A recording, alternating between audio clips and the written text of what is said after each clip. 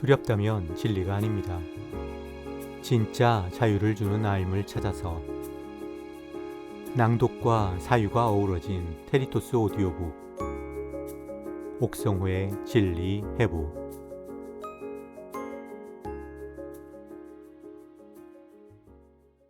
누구나 살다 보면 터닝 포인트가 있습니다.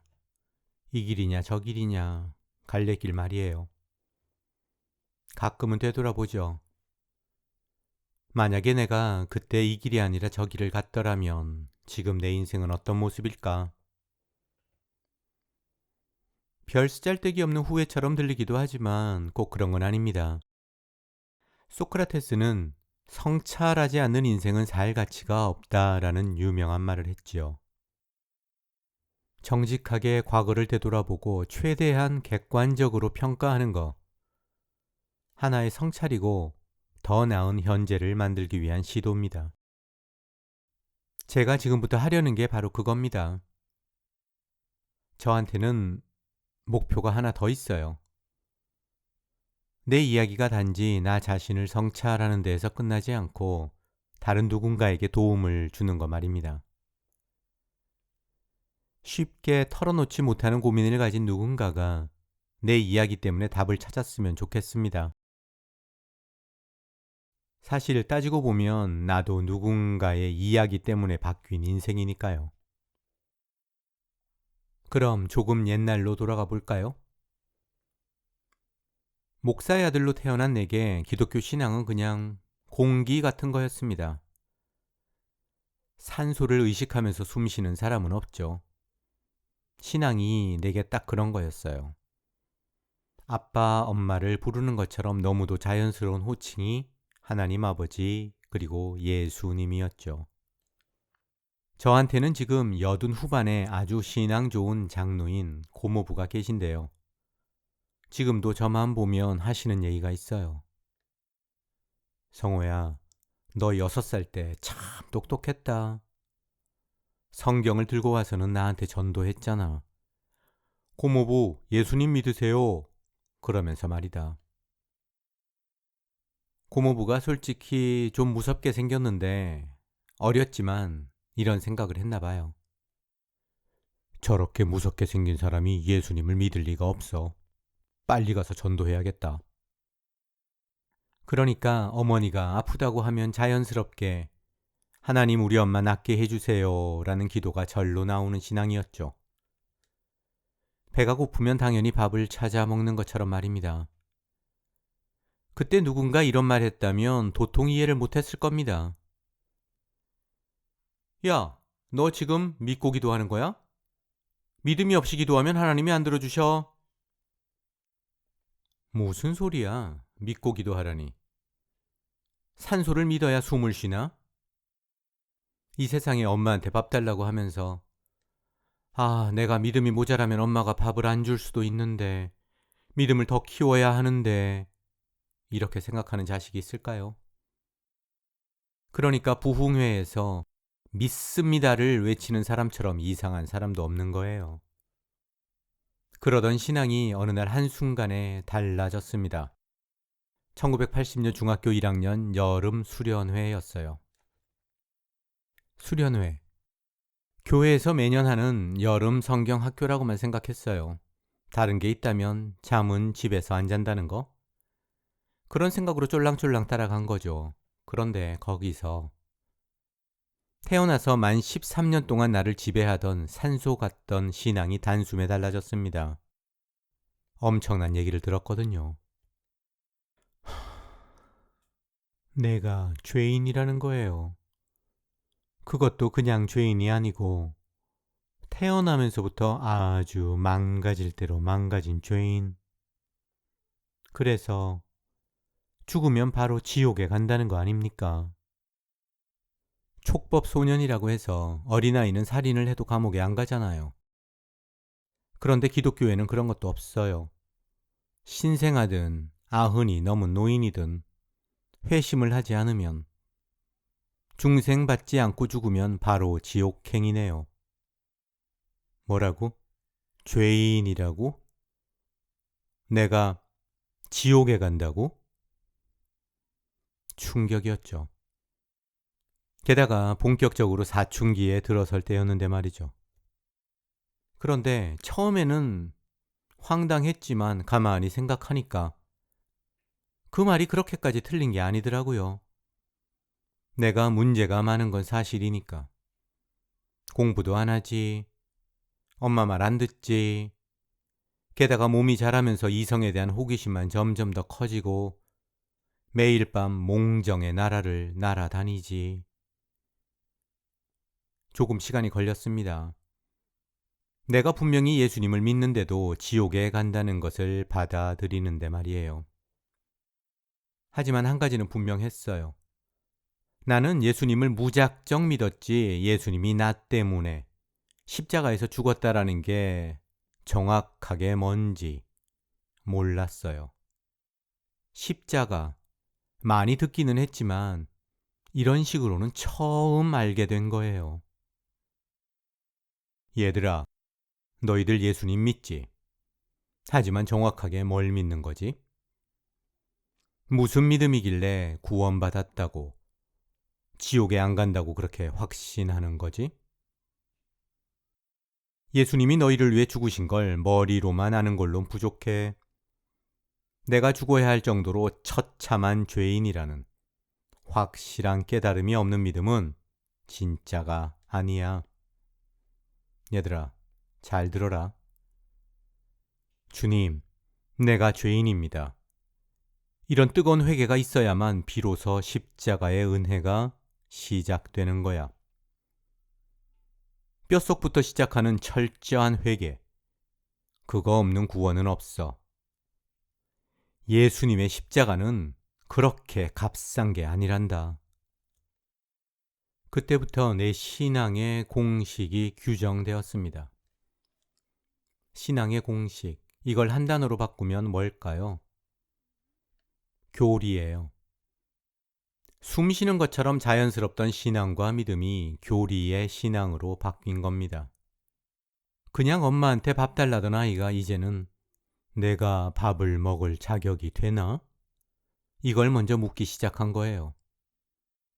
그런데 수련회에서 놀란 건 그게 다가 아니었습니다. 신앙의 카타르시스를 처음으로 체험했어요. 통성 기도. 소리 지르는 것도 모자라서 울고 불고 거의 발광에 가까운 회개 기도. 이건 뭐 마조히즘도 아니고 기도 소리는 나 죽일 놈이라고 외치는데 왜 그렇게 후련하던지. 완전히 새로운 세상. 모든 스트레스를 풀어주는 속에서부터 뭔가가 뻥 하고 뚫리는 것 같은 감동 그 자체였어요. 주님, 나는 죄인입니다. 지금 당장 지옥에 가도 쌉니다. 이렇게 울부짖으면서도 몸은 더 어디론가 붕붕 떠서 자유로워지는 느낌? 3박 4일 여름 수련회 내내 매일 저녁마다 눈물 콧물을 쏟으면서 회개 기도를 했고 그럴 때마다 아주 진한 카타르시스를 느꼈습니다. 사람의 감정이라는 게 푸시할수록 고조되고 또 집단으로 모여서 서로 밀고 당기면 훨씬 더 상승작용을 일으키잖아요. 게다가 사춘기에 접어든 나이니까 얼마나 예민하게 반응했겠어요. 사실 지금 목사를 하는 사람들 상당수가 바로 이런 식의 사춘기 때 체험한 카타르시스 때문에 그 길에 접어들었다고 해도 과언이 아닙니다. 나중에 이런저런 포장을 해도 모태신앙인 경우 다 대동소이해요. 그건 다른 종교도 마찬가지입니다. 기독교만 그런 건 아니에요. 그때 그 수련회를 조금 신학적으로 정리하면 이렇게도 말할 수 있습니다. 그 전까지 내가 알던 하나님이 삼위일체 중에서 첫째와 둘째, 성부와 성자 예수님이 다였다면 마침내 나머지 하나, 성령님까지 알게 된 거죠. 그리고 덤으로 성령 충만이라는 체험까지도요. 수련회를 갔던 그 해 여름방학 내내 거의 교회에서 살다시피 했습니다.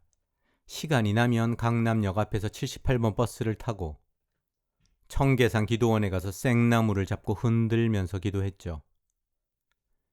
최소한 나무 2그루는 뿌리채 뽑을 정도로 기도해야 앞으로 하나님이 크게 쓰신다는 선배 말에 내 손 안에 딱 들어오는 나무를 하나 정해서 미친 듯이 흔들면서 기도했습니다. 해본 사람은 알겠지만 생나무라는 게 쉽게 뽑히는 게 아니에요. 게다가 탄성이 워낙 커서 잘못 흔들었다가는 진짜 크게 다칠 수도 있습니다. 결국 한 그루의 나무도 뽑지는 못했지만 기도 하나만큼은 목이 쉬어서 소리가 안 나올 정도로 원 없이 했습니다. 일요일 중고등부 예배가 끝나면 점잖은 예배로는 도무지 충족이 안 되는 몇 명이 따로 모여서 2차로 성령 충만 예배를 했습니다. 주로 부른 찬양이 이거죠. 불과 같은 성령이여 이곳에 임하시어 갈구하는 우리게. 지금도 후렴을 생각하면 가슴이 뜁니다. 불러 불러 충만하게 합소서. 집에서도 기도를 쉴 수는 없었죠. 당시 동생하고 같은 방을 썼는데 동생 앞에서 기도하기가 어색하잖아요. 그래서 이불을 넣어두는 벽장에 기어 들어갔어요. 한 번은 기도하다가 벽장 문을 연 어머니와 눈이 마주친 적이 있었는데 그때 그 어색함이라는 건 지금도 오그라드는 느낌입니다. 어머니는 조용히 벽장 문을 닫고 나가셨고요. 그런데 말이죠. 이 성령 충만이라는 거에는 생각지도 못했던 정말로 심각한 2가지 후유증이 있었습니다.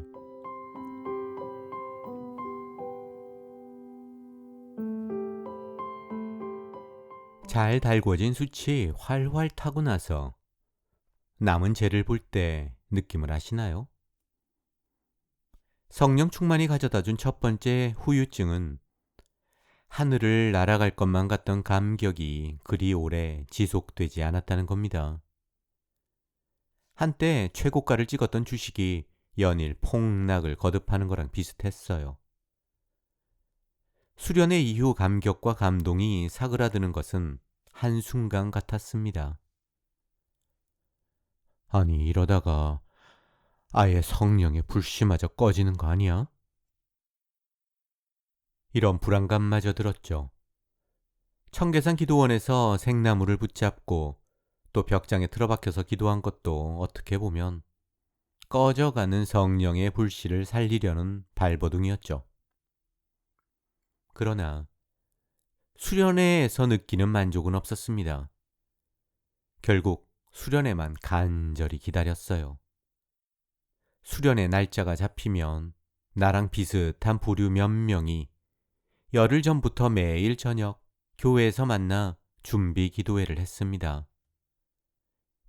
은혜 받을 마음밭을 미리 갈아놓자는 심산이었죠. 그런데 수련의 약발도 효과가 그리 오래가지 않았어요. 점점 성령 충만 주기가 짧아지더라고요. 항생제 내성이 생긴 사람은 보통 센 약을 먹어서는 감기도 잘 낫지 않잖아요. 비슷한 겁니다. 웬만한 수준의 성령 충만 가지고는 이제 여름방학 기간을 지탱하기도 쉽지 않았습니다. 그래서 보완책으로 생각한 게 부흥의 참석이었어요. 당시에는 전봇대에 부흥의 전단지가 거의 항상 붙어 있었거든요. 조금 여유가 있는 교회는 대로에 현수막을 걸었고요. 내가 살던 서초동에만 해도 한 500m 반경으로 교회가 20개나 넘었으니까 심령 부흥회는 말 그대로 차고 넘쳤습니다. 아, 심령 부흥회. 까까머리 중학생이 어른들 사이에 앉아서 울고 불며 기도하고 두 손 들고 펄쩍거리면서 찬양하고, 그런데 조금씩 내 속에서는 양치기 소년 신드롬 비슷한 게 생겼습니다. 순간의 흥분으로 인한 카타르시스는 마음 한편에서 이런 목소리가 더 크게 들리도록 했어요. 이것도 결국엔 얼마 안 가서 다 터질 거품, 비눗방울이잖아. 종교를 중독이라고 비판하는 사람이 있는데 일리가 있습니다. 중독이란 게 하면 할수록 점점 강도를 높여줘야 만족하거든요. 그러니까 종교도 이런 면에서 중독성을 부추겨야 장사가 됩니다.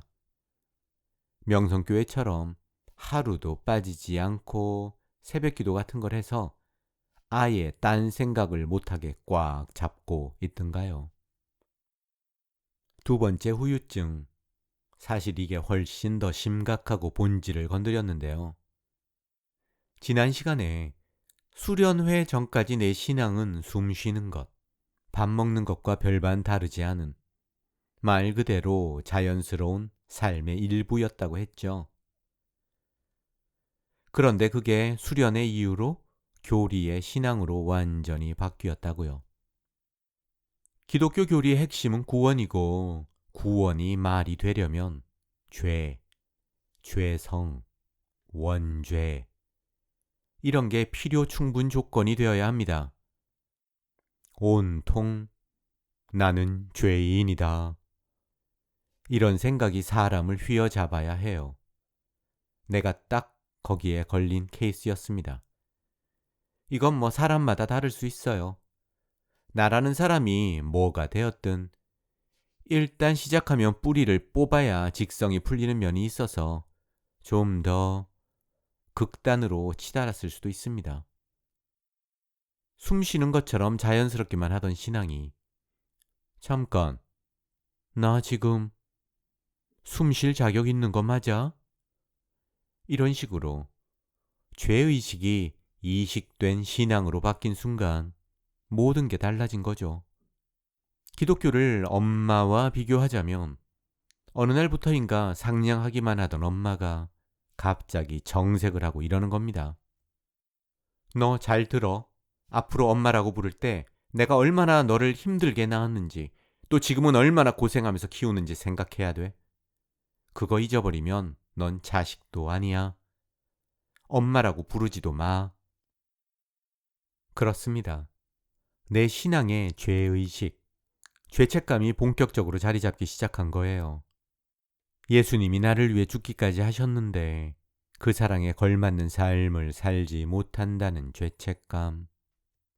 예수님이 나를 사랑하는 것만큼 예수님을 사랑하지 못한다는 죄책감. 수련회 때만 해도 완전히 새 사람이 되었다고 생각했는데 조금도 달라지지 않은 옛사람으로 똑같이 사는 죄책감. 아무리 낮에 기도해도 밤만 되면 몽정의 바다를 헤엄치지 않고는 견디지 못하는 육신에 빠졌다는 죄책감. 다른 사람들 앞에서야 얼마든지 신앙 좋은 것처럼 생쇼를 할 수 있어도 내가 나 자신을 속일 순 없잖아요. 내가 스스로에게 너무 엄격했던 걸까요?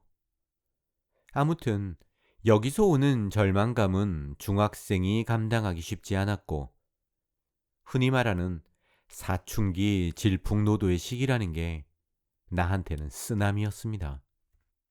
그런데 사실 당시에 느꼈던 갈등의 90%는 사춘기 호르몬 때문입니다.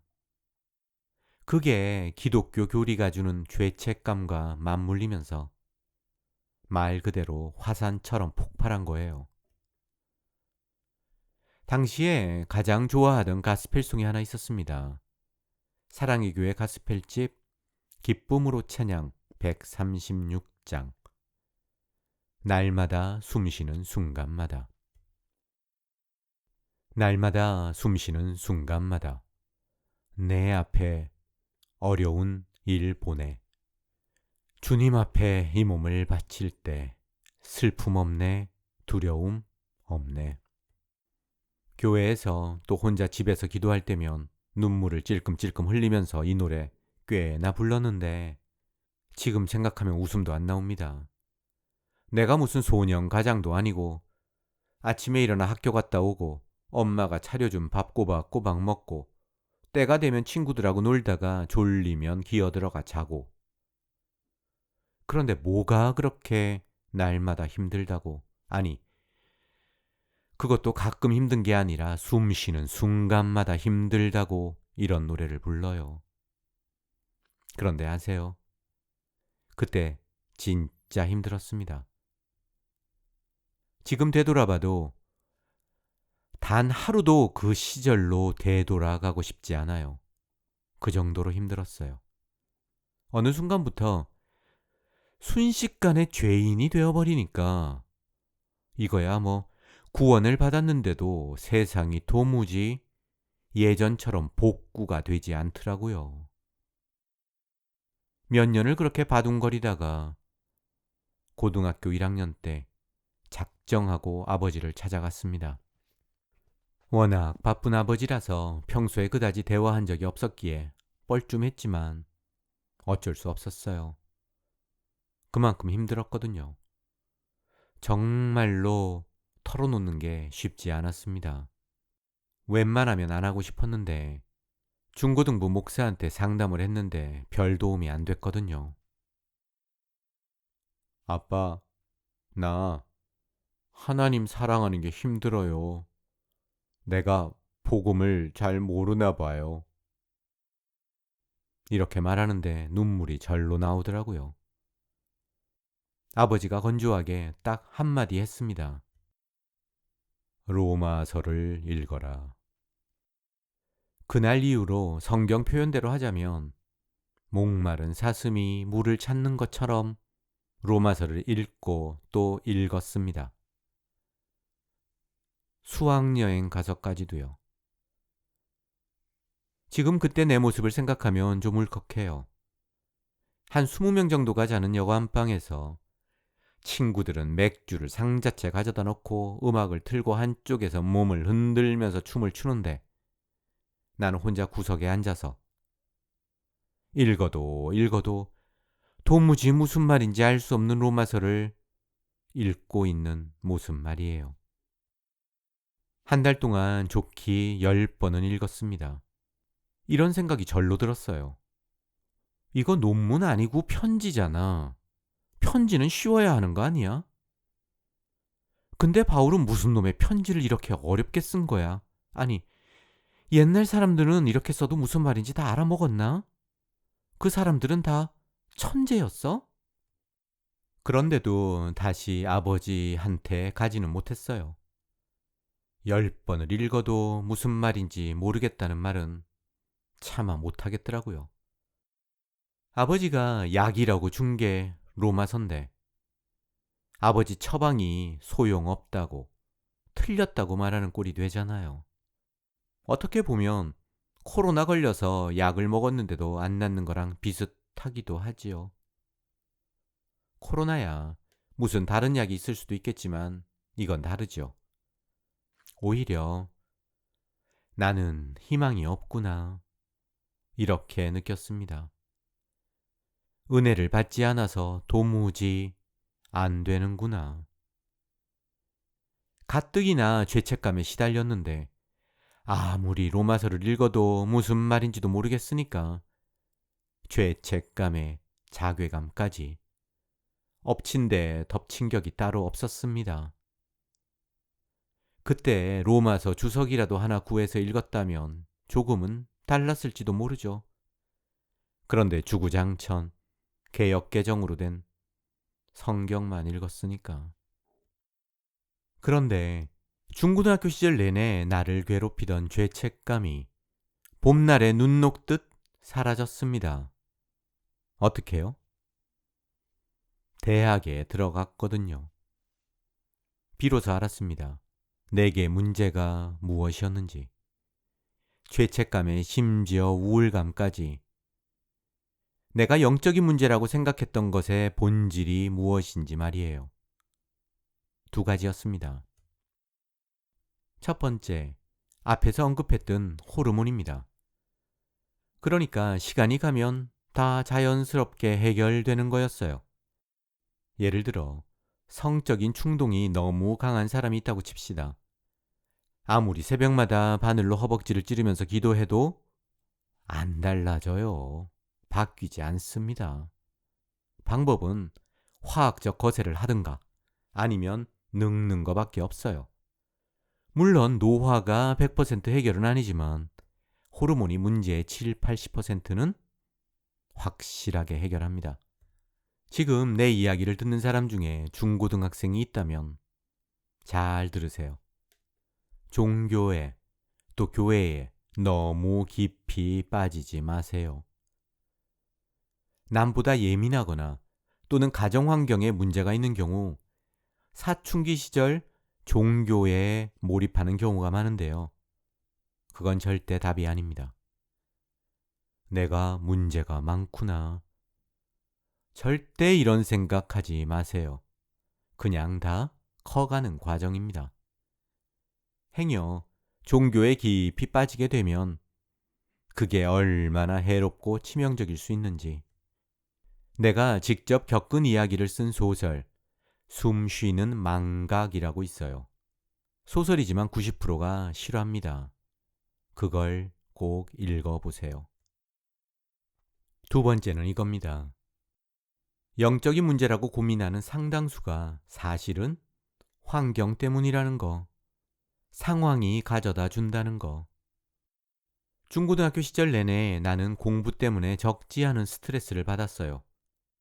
스트레스 받을 시간에 공부하면 되는데 누워서 천정 보면서 아이고 공부해야 되는데 아이고 공부해야 하는데 열심히 공부해서 우리 하나님께 영광 돌려야 하는데 이런 생각만 하고 있었던 거예요.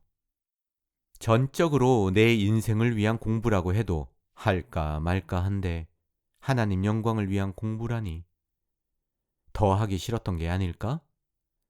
지금 되돌아보면 그런 생각이 드네요. 사실 내가 공부 안 한다고 전지전능한 창조주의 영광이 손상될 리도 없는데 말입니다. 어쨌든 대학에 들어가자마자 입시 스트레스에서 해방되니까 세상이 단숨에 달라지더라고요. 제가 아는 사람 중에 아기를 못 가져서 매일 기도하는 부부가 있었습니다. 시험관 아기를 해도 잘 안 되니까 매일 새벽 기도해도 얼마나 우울했겠어요. 우울감이 커질수록 그걸 아주 차원 높은 영적 문제라고 착각하기 쉽죠. 아주 근사하게 영적 침체 이런 식으로도 부르지 않습니까? 그런데 그 부부 아기가 생기면서 깨끗하게 해결됐습니다. 그게 영적 침체일까요? 대부분 사람을 괴롭히는 소위 말하는 영적 문제라는 거 통장에 10억 들어오면 거의 다 해결됩니다. 이렇듯 대학 입학과 더불어 오랫동안 나를 사로잡았던 한때 아주 고차원의 영적 문제라고 생각했던 죄책감은 대학이라는 자유로운 환경을 만나자마자 자연스럽게 사라졌습니다. 대학 시절에는 훨씬 더 편한 마음으로 신앙생활을 했어요. 숨을 쉬듯 자연스럽던 신앙이 죄책감에 찌든 교리의 신앙으로 그리고 마침내 형식적인 신앙, 소위 말하는 썬데이 크리스찬의 경지에 다다랐습니다. 마침내 세상에서 가장 팔자 좋은 기독교인이 된 거죠. 그렇게 긴 시간을 보냈습니다. 그러다가 다시금 간절하게 하나님을 찾은 건 그로부터 무려 17년이란 긴 시간이 흐른 2003년에 들어서입니다.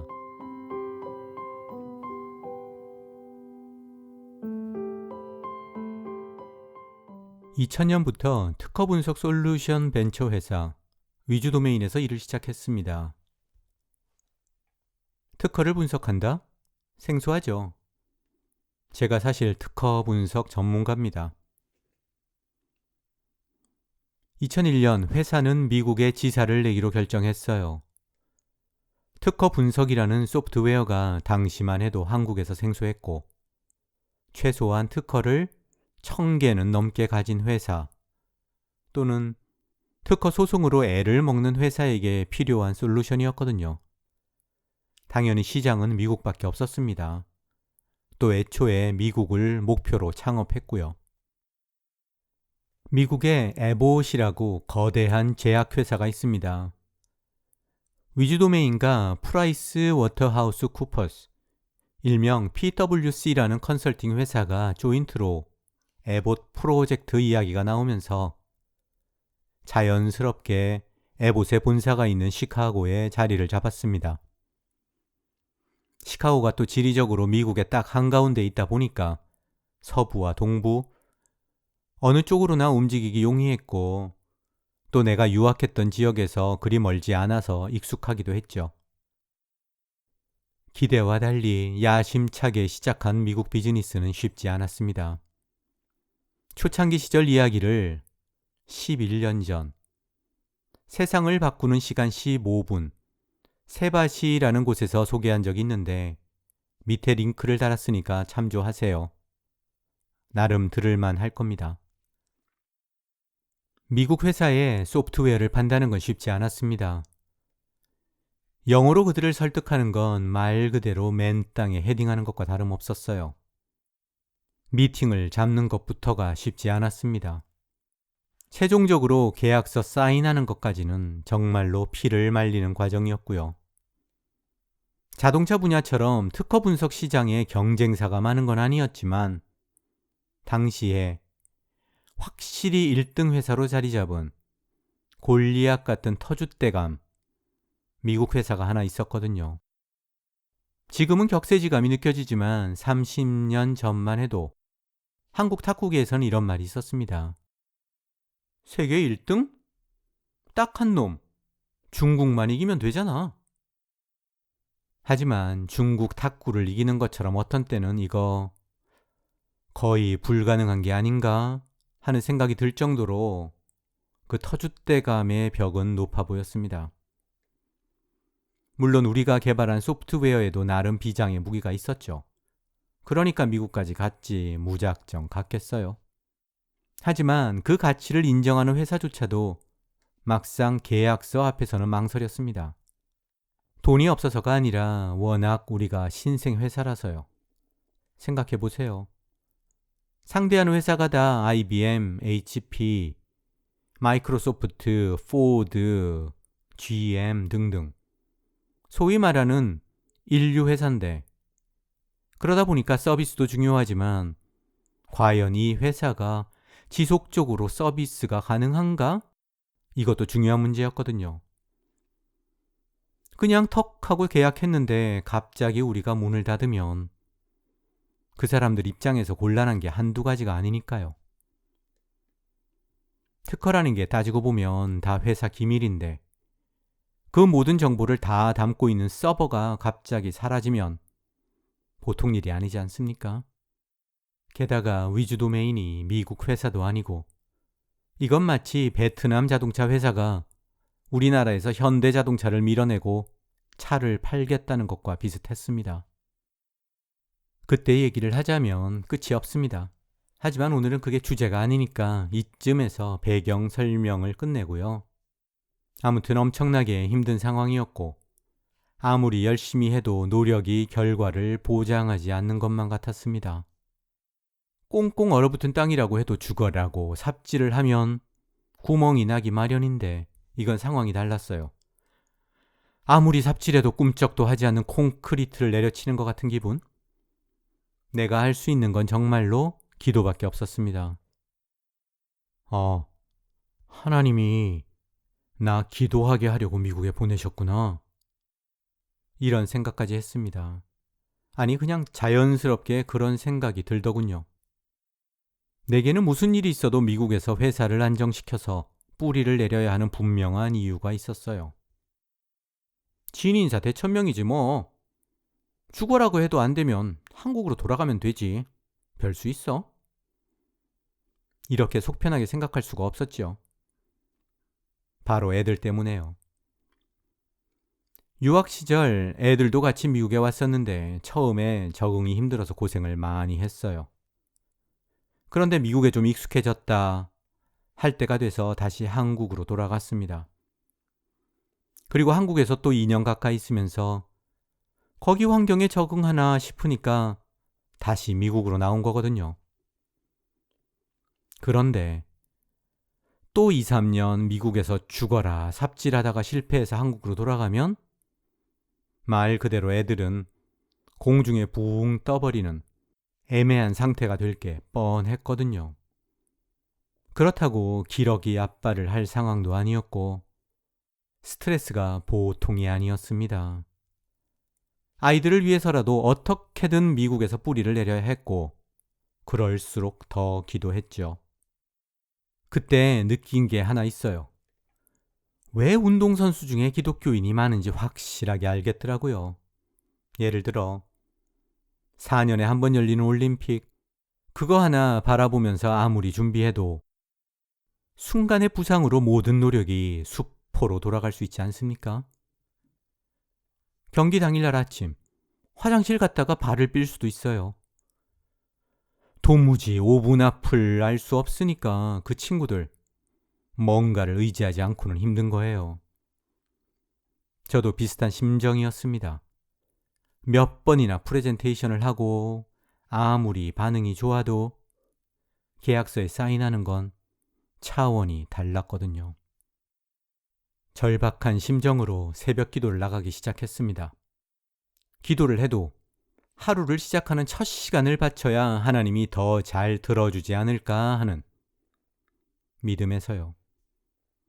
새벽 기도 시작하고 한 달 정도 되었을 때 환상 가운데 삭개오의 회개를 연구하라는 강렬한 성령의 음성을 들었습니다. 그 체험은 내 신앙생활의 획기적인 전환점이 되었어요. 사실 처음에는 긴가민가 했죠. 삭개오? 잘못 들은 거 아닐까? 아니, 왜 하고 많은 인물 중에서 삭개오지? 훌륭한 사람이 얼마나 많은데? 게다가 삭개오에 관해서 연구할 게 뭐가 있어? 뻔한데. 그래도 순종하는 마음으로 인터넷에서 삭개오에 관한 영어 자료를 찾기 시작했습니다. 그러다가 우연히 존 파이퍼라는 목사를 알게 되었어요. 아마존에서 존 파이퍼를 세상에 알린 책 하나님의 기쁨을 사서 읽기 시작했습니다. 첫 페이지에서부터 온몸이 마비되는 것 같은 감동을 받았어요. 책을 읽으면서 소위 말하는 강력한 성령의 임재를 느낀 건 처음이었죠. 좀 이상하더라고요. 성경 읽으면서도 한 번도 그런 느낌 받은 적이 없었거든요. 다행히 한국에서도 이 책이 번역이 되어 있더라고요. 지금이야 존 파이퍼가 팀 켈러와 더불어 미국 기독교의 양대 산맥으로까지 불리지만 당시만 해도 한국에서는 거의 무명이었습니다. 한국 출장 갔을 때 아버지에게 그 책을 선물로 드렸어요. 아무리 바빠도 꼭 읽으시라는 신신당부와 함께. 하나님의 기쁨을 시작으로 존 파이퍼의 최고 걸작이라고 불리는 Desiring God을 지나서 그가 쓴 모든 책과 거의 모든 설교를 들었습니다. 그렇게 점점 더 소위 말하는 개혁 신앙에 빠져들었죠. 신앙서적 섭렵은 존 파이퍼를 기점으로 해서 달라스 윌라드, 리차드 포스터, 필립 얀시, 제임스 패커, 프랜시스 셰퍼, 헨리 나우엔 등으로 이어졌습니다. 그러다가 알시 스프로울, 존 메가더, 로이드 존스 쪽으로 방향이 바뀌면서 소위 말하는 개혁주의를 지향하는 엘리트 근본주의 쪽으로 신앙 노선이 확실하게 굳어졌습니다. 로이드 존스에 심취하다 보니 자연스럽게 관심이 청교도 쪽으로도 쏠렸는데 존 오웬, 리차드 백스터, 그러다가 종교개혁의 마틴 루터와 존 칼빈, 최종적으로 조나단 에드워즈에 이르렀죠. 특히 기억에 남는 책은 영국 출판사 배너 오브 트루스에서 나온 로이드 존스 목사의 로마서 강해집입니다. 앞에서 말했던 것처럼 고등학교 때 아버지의 처방약, 로마서와의 특별한 추억 때문에 더더욱 로마서 강해에 마음을 쏟았어요. 한 문장 한 문장을 정말로 말 그대로 씹어 먹는 것처럼 읽었는데 그때 깨달았습니다. 아, 아버지가 이래서 로마서를 읽으라고 했던 거구나. 로마서가 진짜 진짜 해결책이네. 그땐 내가 어려서 무지해서 깨닫지 못한 거였구나. 로이드 강의 집이 총 14권인데 로마서가 16장까지잖아요. 그러니까 16권이 돼야 하는데 미완성으로 끝났어요. 그게 못내 아쉬웠던지 마지막 부분에 로이드 존슨이 이렇게 썼습니다. 사랑하는 성도 여러분, 하나님이 은혜를 주시면 언젠가 로마서 나머지도 설교할 수 있을 겁니다. 마음이 짠하더라고요. 결국 못 끝내고 죽었으니까요. 로마서 강해집 좌우여백에 빼곡하게 이 생각 저 생각을 적어가면서 참 열심히 읽었습니다. 그러다가 이건 정말 나 혼자 알고 있기엔 너무 아깝다는 생각에 집에서 성경 공부 모임을 시작했고요. 강의집에서 중요한 내용을 뽑아서 직접 교재를 만들었습니다. 지금도 기억이 생생한 순간이 있어요. 갑자기 한 사람이 울면서 고백을 하는 거예요. 그 친구 보통 터프한 사람이 아니거든요. 눈물이라고는 쥐어짠다고 해도 나올 것 같지 않은 위인인데 이러는 거 아닙니까? 네, 호흡 하나하나가, 숨 쉬는 거 하나하나가 쇳덩어리입니다. 몇 명 되지 않은 모임이었지만 보기에 따라서 평양 대부흥운동 같은 회개의 대역사가 일어난 거죠. 그러다 보니 보람을 많이 느꼈고요. 그렇게 나는 소위 말하는 개혁적 근본주의 안에서 해답을 찾아가고 있었습니다. 그때 깨달았습니다. 아, 기독교에서 궁극적인 기쁨은 하나님을 알아가는 희열이구나. 노래 부르면서 감정에 도취해서 무슨 마약에 취해서 정신줄 놓는 게 아니구나. 지극히 이성적인 상태에서 하나님을 아는 지식이 주는 충족감을 느끼는 거. 이게 진짜 만족이구나. 정말 강렬한 깨달음이었는데요.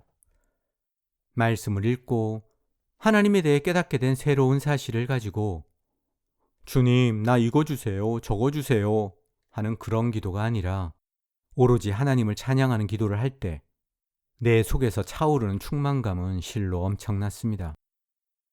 나도 모르게 기도가 끝날 때면 주님 찬양합니다. 주님 당신을 높입니다.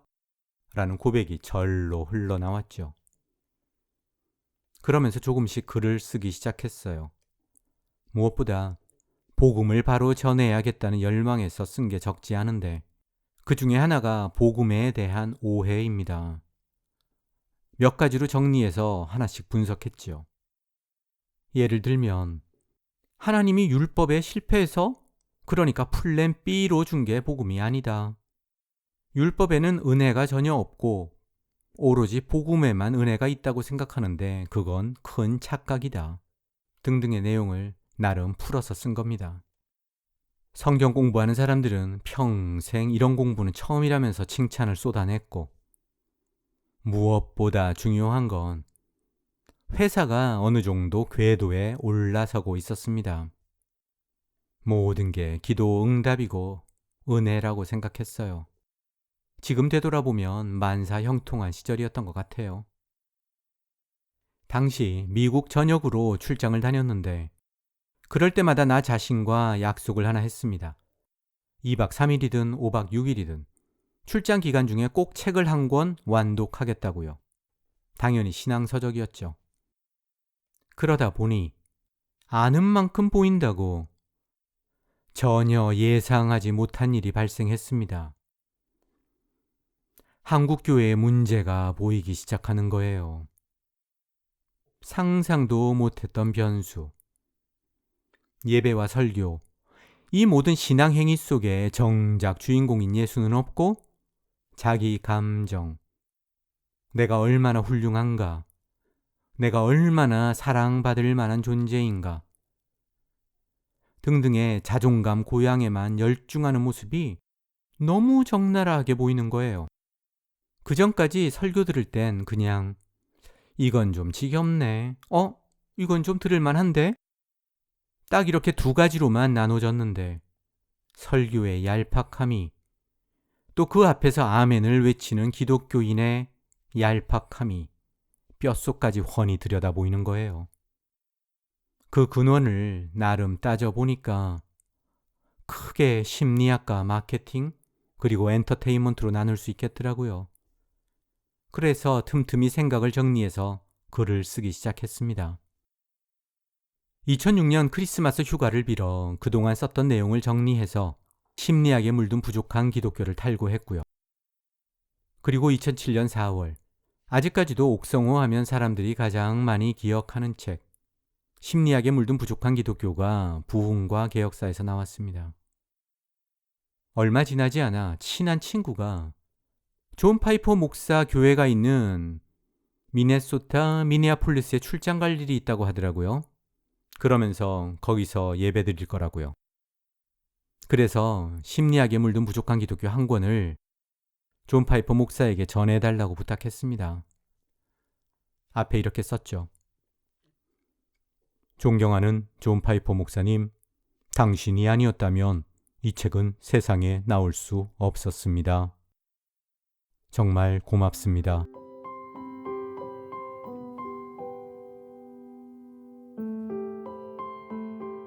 (2000년 2월) MBA 졸업을 앞두고 갑자기 번쩍 아이디어가 하나 떠올랐습니다.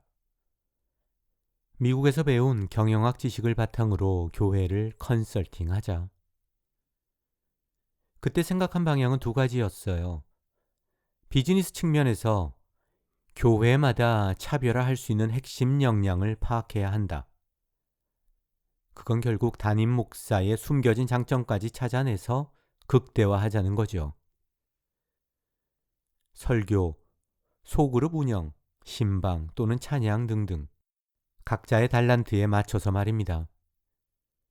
두 번째로 교회에서 항시하는 예배, 구역 및 새신자 관리 등을 항목별로 평가해서 균형 있는 목회를 만들어 가자.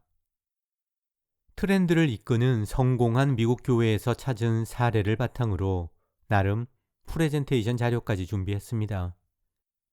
그리고 장황한 편지와 함께 아버지께 보냈어요. 편지는 이렇게 시작합니다. 아버지, 앞으로 한국 교회를 살리는 일에 남은 인생을 바치고 싶습니다. 아버지의 도움을 받을 수만 있다면 옥하눔과 사랑의 교회라는 두 날개를 달고 교회 컨설팅이라는 신규 사업을 성공시킬 자신이 있었거든요. 며칠 지나고 답장이 왔는데 냉정한 대답이었습니다. 이런 요지였어요. 1. 목사는 목사 아닌 사람 말에는 귀를 기울이지 않는다. 아무리 경영학 박사를 따고 책을 몇 권이나 썼다고 해도 목사 아닌 사람이 교회 관련해서 그것도 밖에서 이러쿵저러쿵 떠드는 소리는 한 귀로 듣고 한 귀로 흘린다. 2. 정말로 교회와 관련해서 인생을 걸 마음이 있다면 기도부터 해라. 혹시라도 목사의 소명을 받았는지 하나님께 여쭤봐라. 하지만 내가 볼 때 목회는 아무나 하는 게 아니다. 꽤 긴 편지였는데 한 문장으로 바꾸면 이거죠. 아들아, 냉수 마시고 속 차려라. 편지를 보내고 며칠을 얼마나 초조하게 보냈는지 모릅니다. 그런데도 이런 답은 전혀 예상을 못했으니 말이 아들이지 내가 아버지를 몰라도 너무 몰랐던 거죠. 그래서 정신 차리고 졸업과 함께 들어간 회사가 위주도메인이었고 미국 지사를 세워 정글에서 좌충우돌하다 보니 하나님을 붙잡고 살았고 그러다 보니 책까지 냈는데 그게 심리학에 물든 부족한 기독교, 일명 신부기입니다. 한번 생각해 보세요. 고작 몇 년 전까지만 해도 컨설팅을 통해서 교회를 가능한 한 더 깊이 심리학과 마케팅 그리고 엔터테인먼트에 물들게 하자는 게 내 생각이었어요. 교회 컨설팅이라는 거창한 이름으로 말입니다. 그랬던 내가 지금 큰일 났습니다. 교회가 위기에 빠졌어요. 심리학과 마케팅에 심각하게 물들었다고요. 이런 책을 낸 거예요. 2007년 4월에 나온 신부기는 조금 과장하면 기독교 시장에서 센세이션을 일으켰습니다. 출간을 앞두고 딱 500권만 팔렸으면 좋겠다고 생각했지요. 그런데 몇만 명이 읽은 책이 되었습니다. 거기에는 크게 두 가지 원인이 있어요. 가장 먼저 그 정도로 우리나라에 읽을 만한 책이 없었다는 거죠. 당시 최고 베스트셀러가 나온 지 무려 1년이 지났지만 열기가 사라지지 않고 있던 간증집 내려놓음이었습니다. 대부분 팔리는 책이 그런 종류였어요. 평생 감사해라. 나는 이런 것도 포기했다. 하나님은 너만 사랑한다. 기도하면 다 이루어진다. 그런데 여태껏 들은 적 없는 소리를 하는 신선한 책이 하나 나온 겁니다. 그래도 생각을 좀 하는 사람이라면 교회 보면서 뭔가 문제가 있긴 한데 이런 느낌 받지 않았을까요? 그런데 막연하게만 느끼던 그게 뭔지 나름 명확하게 진단하는 책이 나온 거죠. 게다가 말씀으로 돌아가자는 그 구호가 얼마나 그럴듯합니까?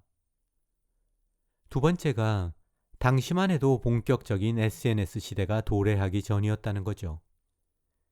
유튜브도 없었고 페이스북을 보면서 우리나라 사람들은 이러던 때였습니다.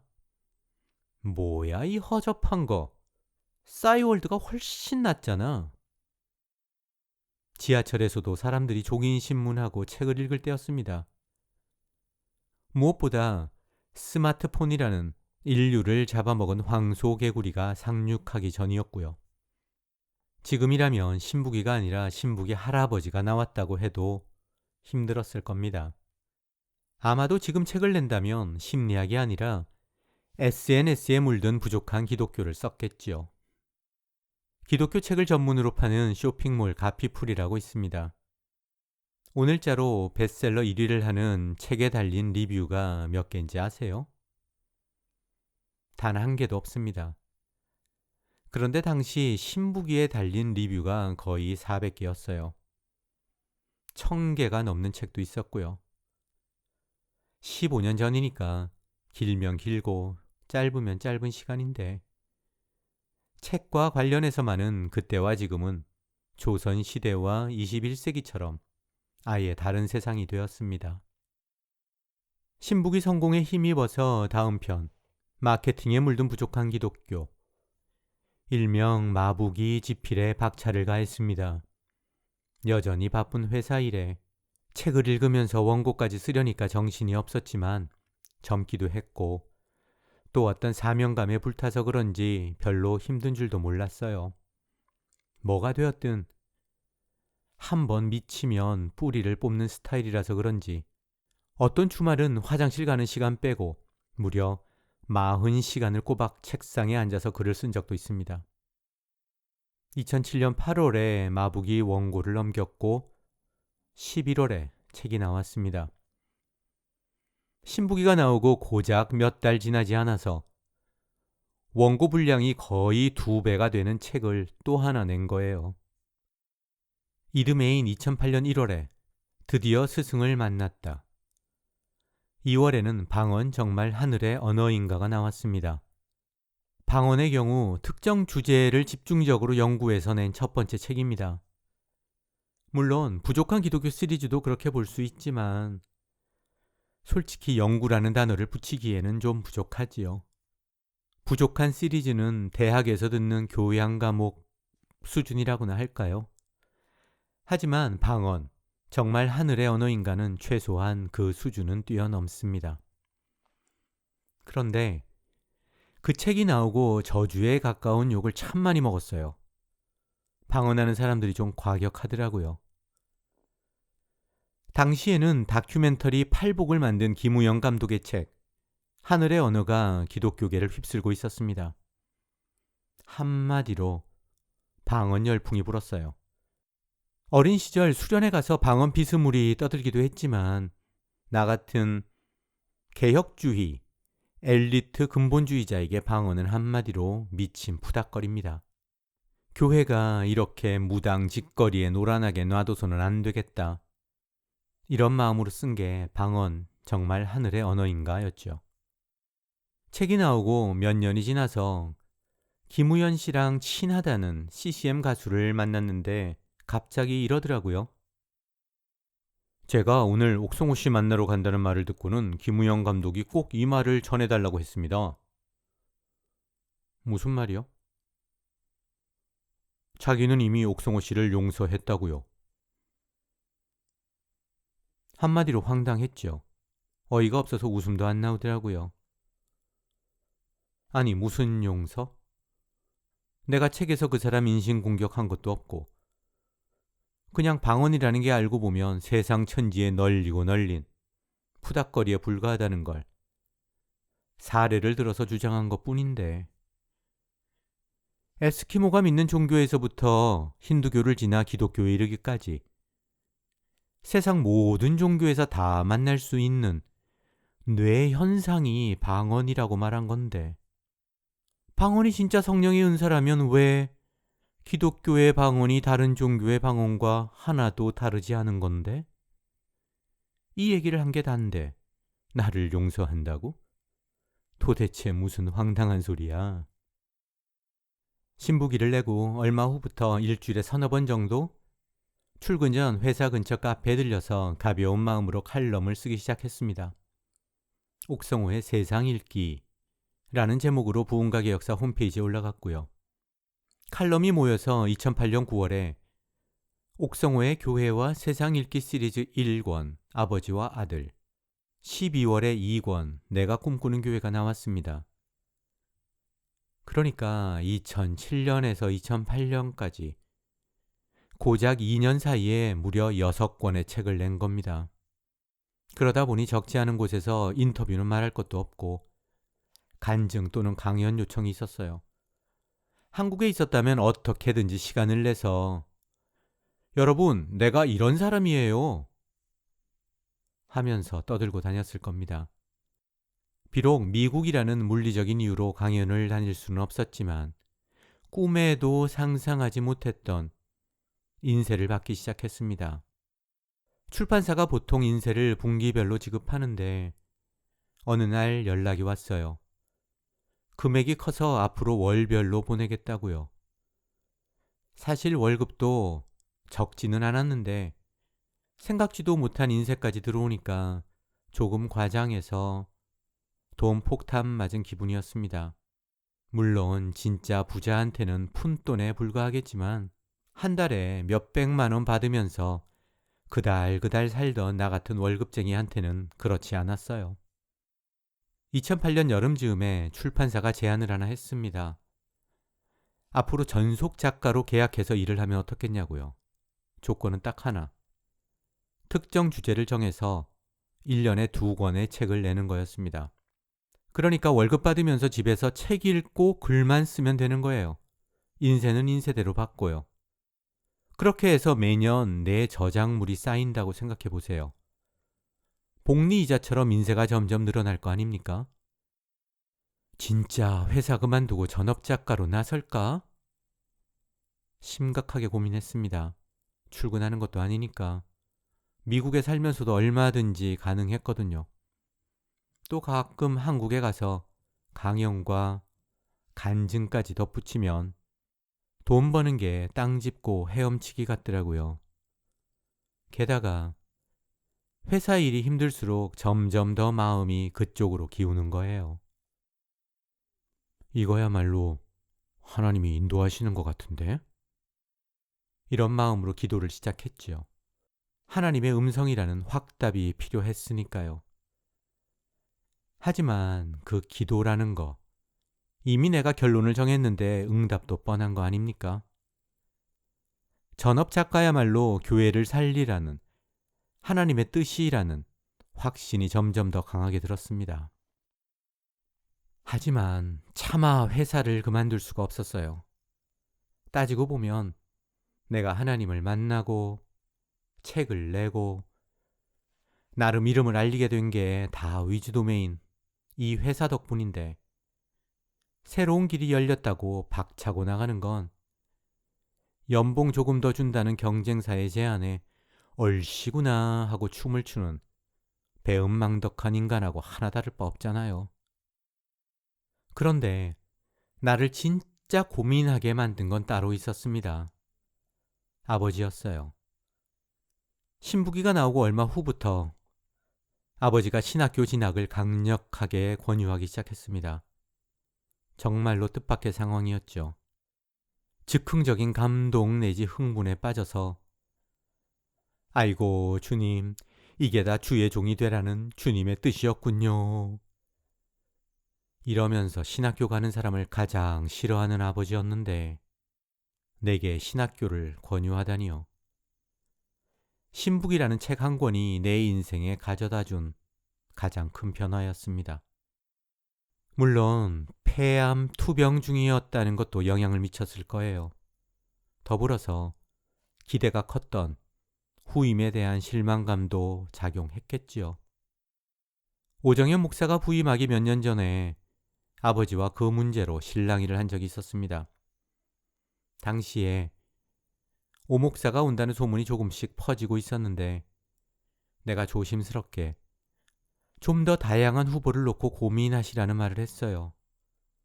아버지는 네가 뭘 아냐는 식이었고 열이 받친 내가 이랬습니다. 아버지, 솔직히 오 목사 설교 그게 설교입니까? 그런데도 아버지는 조금만 손을 보면 많이 좋아질 거라면서 오 목사를 적극적으로 두둔했죠. 그랬던 아버지인데 후임도 생각했던 것과 달라도 너무 다르고 또 무엇보다 인생의 종착역이 바로 눈앞에서 아른거리니까 마음이 약해졌을 겁니다. 아들을 무시했던 과거가 어떻게 생각나지 않았겠어요. 아버지답지 않게 이런 말까지 했습니다. 너희들과 보낸 시간이 많지 않아서 내가 자식들에 관해서 너무 몰랐다. 그러다 보니 전업작가가 되냐 마냐보다 신학교를 가냐 마냐가 더 큰 고민으로 다가왔습니다.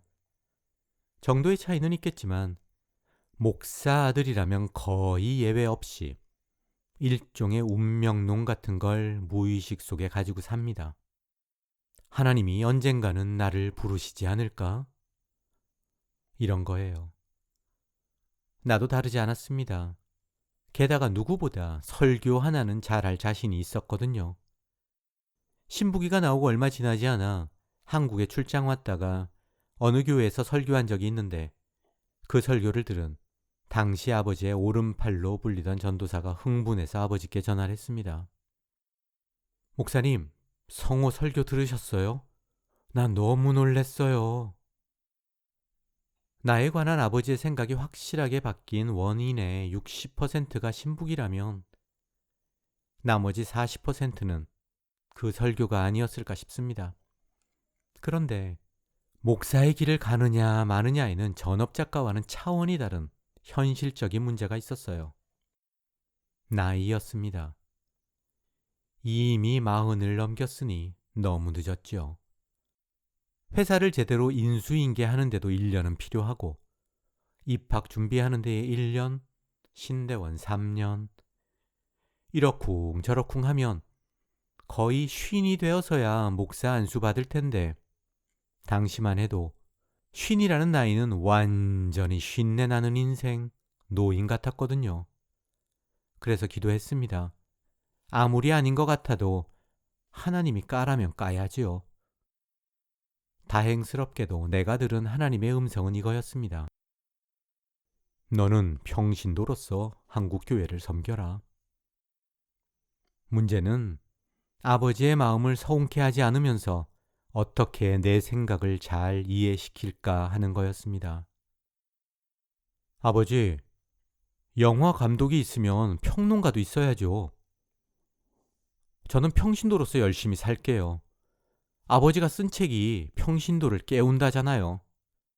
제대로 깨어난 평신도로 살면 하나님께 더 영광 돌리는 거 아닐까요? 아버지, 목사는 지금도 많잖아요. 하지만 아버지는 설득되지 않았습니다. 아무리 옳은 소리여도 교회 밖에서 교회와 목사를 비판하는 글이나 쓰면서 살지 말라는 거였죠.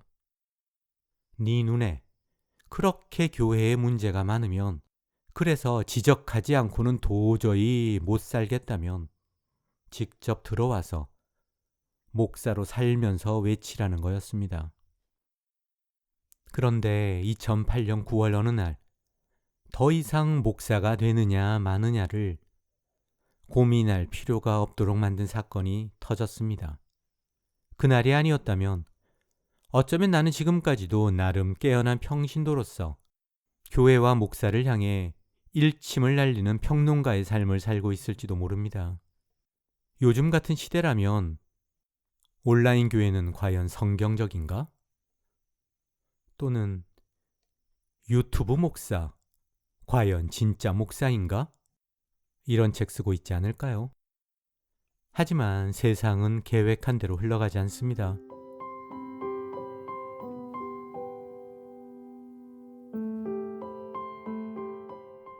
회사 생활 틈틈이 엔터테인먼트에 물든 부족한 기독교를 준비하던 2008년 9월 어느 날, 차고에서 무거운 물건을 끌다가 허리를 다쳤습니다.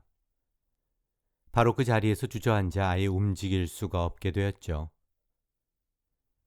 며칠을 꼼짝없이 누워서 지낼 수밖에 없었고, 그때 읽은 책이 바울 신학으로 유명한 E.P. 샌더스가 쓴 Historical Figure of Jesus, 예수의 역사적 모습입니다. 사람마다 책을 구입하는 방식이 있을 텐데요. 내 경우는 인용구에 감동을 받으면 출처가 되는 책을 삽니다. 샌더스의 책도 그런 케이스였을 겁니다. 아마도 어디선가 인용된 그의 글을 읽고 감동을 받았던 거지요. 그리고 허리를 다친 그날 그 책을 집어들었습니다.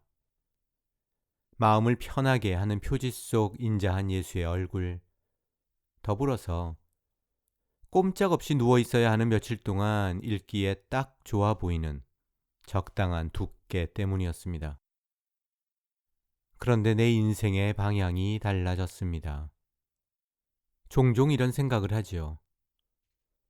그날 차고에 가지 않았더라면, 갔어도 그 무거운 걸 끌지 않았더라면, 무엇보다 다른 책을 집었더라면 내 인생은 과연 어떻게 흘러갔을까? 지금 어디서 뭘 하면서 살고 있을까? 시간이 조금은 더 걸렸을지 몰라도 결국에는 어떤 경로를 통해서든 지금의 결론에 이르지 않았을까? 글쎄요, 알 수 없습니다. 보수 기독교와 조금이라도 다른 시각을 향해서는 아예 귀를 막고 사는 기독교인이 얼마나 많습니까? 나도 그런 사람이 되지 말라는 법은 없으니까요. 2008년 막 40을 넘긴 그때까지만 해도 나는 단 한순간도 성경이 틀릴 수 있다는 생각을 한 적이 없었습니다. 아담은 말할 것도 없고 노아의 홍수에서 홍해의 기적까지 한치의 오류도 없는 역사라고 확신했죠. 하물며 예수의 생애야 말할 나위가 없었습니다. 처녀 탄생에서부터 각종 기적을 지나 부활에 이르기까지.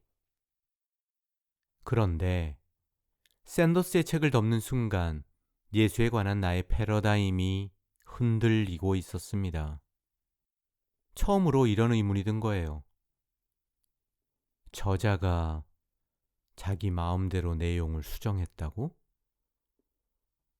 예수님의 생애에 과장이나 왜곡이 있을 수 있다고? 주 예수 그리스도가 샌더스의 인도를 받아 역사 속으로 들어온 순간, 한치의 오류가 없어야 할 진리에 금이 가기 시작한 겁니다. 샌더스 덕분에 새로운 눈으로 보게 된 대표적인 사건이 예수의 세례입니다. 사실 오래전부터 예수가 세례 요한으로부터 세례를 받았다는 건 커다란 의문이긴 했어요. 세례를 준다는 건 죄를 사한다는 건데 세례 요한이라는 일개 인간으로부터 세례를 받았다는 게 아무리 이해하려고 해도 납득이 안 가더라고요. 말이 나온 김에 이상한 건 그게 다가 아니었습니다. 예수는 자기 세대가 끝나기 전에 분명히 종말이 올 거라고 예언했는데 한 세대는커녕 무려 2000년이 지났는데도 세상은 아직까지 돌아가고 있지 않습니까? 솔직하게 말해서 예수가 틀렸다는 거잖아요.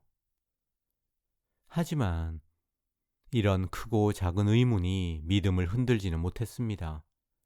언제나 이런 식으로 별 탈 없이 넘어갈 수 있었거든요. 내가 부족해서 그래. 하나님의 깊은 뜻이 숨어 있을 거야. 아직 은혜가 모자라서 제대로 못 보는 거야. 가장 좋은 때에 하나님이 가장 좋은 방법으로 꼭 답을 알려주실 거야. 이런 거랑 비슷한 심리입니다. 평생 알고 지낸 불알 친구와 동업을 시작했다고 칩시다. 그런데 몇 달 지나지 않아 친구가 회사 돈을 횡령한다는 소리가 들리는 거예요. 에이, 그럴 리가 있어? 걔를 알고 지낸 세월이 얼만데. 절대 그럴 사람이 아니에요. 목에 칼이 들어와도 남의 돈에 손을 댈 위인이 아니라고.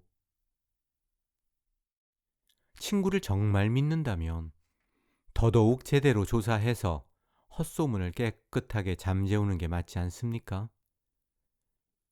그런데 믿는다는 명목으로 오히려 회피하는 거죠. 성경에 대한 나의 태도가 딱 그랬습니다. 뭐라고? 성경에 오류가 있다고? 무슨 소리야? 그게 말이나 돼? 성경은 진리야. 성령님이 쓰신 하나님의 영감으로 기록된 완전한 진리라고. 아무리 상식적인 의문이 생겨도 이런 식으로 넘어갔습니다. 하지만 생각해 보세요. 은혜에 차고 넘쳐서 책까지 썼다고 해도 나도 사람인데 성경을 읽으면서 어떻게 질문이 생기지 않았겠어요. 그러나 소위 말하는 은혜의 콩깍지가 쉬니까 너무도 뻔한 모순인데도 도통 그렇게 보이지가 않는 거예요. 죄가 많은 곳에 은혜가 넘친다는 이상한 소리처럼 이해가 안 갈수록 오히려 더 주님을 찬양하자는 식의 헛소리까지 나오더라고요. 하지만 지금 생각하면 당시에 그런 식의 내적 합의가 가능했던 건 반드시 믿음이 좋아서만은 아니었습니다. 아무리 질문이 생겨도 결코 파고들려고 하지 않았기 때문이죠. 두려웠던 걸까요? 스치는 바람에 신앙의 지붕이라도 날아갈 것처럼 바로 믿음의 빗장을 단단히 걸어 잠궜습니다. 더불어서 우리는 하나님을 이해해서 믿는 게 아니다. 믿기 때문에 이해한다. 이렇게 말한 어거스틴을 떠올렸죠. 인간 주제에 하나님을 이해하겠다고? 그게 가능이나 한 소리야? 교만하기는. 그냥 입 다물고 믿는 게 바른 자세야. 생각해봐. 내가 어거스틴 발 뒤꿈치나 따라갈 수 있겠어? 어거스틴이 그렇다면 그런 거지. 뭐가 더 필요해? 샌더스의 책으로 돌아가죠. 예수의 세례와 관련한 샌더스의 논지는 단순했습니다. 예수의 세례는 역사적인 사실이다. 왜냐고? 당혹성의 기준에 부합하거든. 당혹성의 기준? 비유사성 기준과 더불어서 역사적 예수를 찾아가는 데에 가장 중요한 잣대입니다. 한마디로 말해서 굳이 밝혀서 하나도 좋을 게 없는 이야기를 하는 이유는 그게 빼도 박도 못할 사실이기 때문이라는 거예요. 예수가 세례 요한이 주는 세례를 받았다는 건 다 떠나서 세례 요한이 예수보다 한 단계 위라는 거 아닙니까? 당연하죠. 집사한테 세례받는 목사 본 적 있습니까? 게다가 세례를 받는다는 건 용서받을 죄가 있다는 소리거든요. 생각해 보세요. 예수가 누굽니까?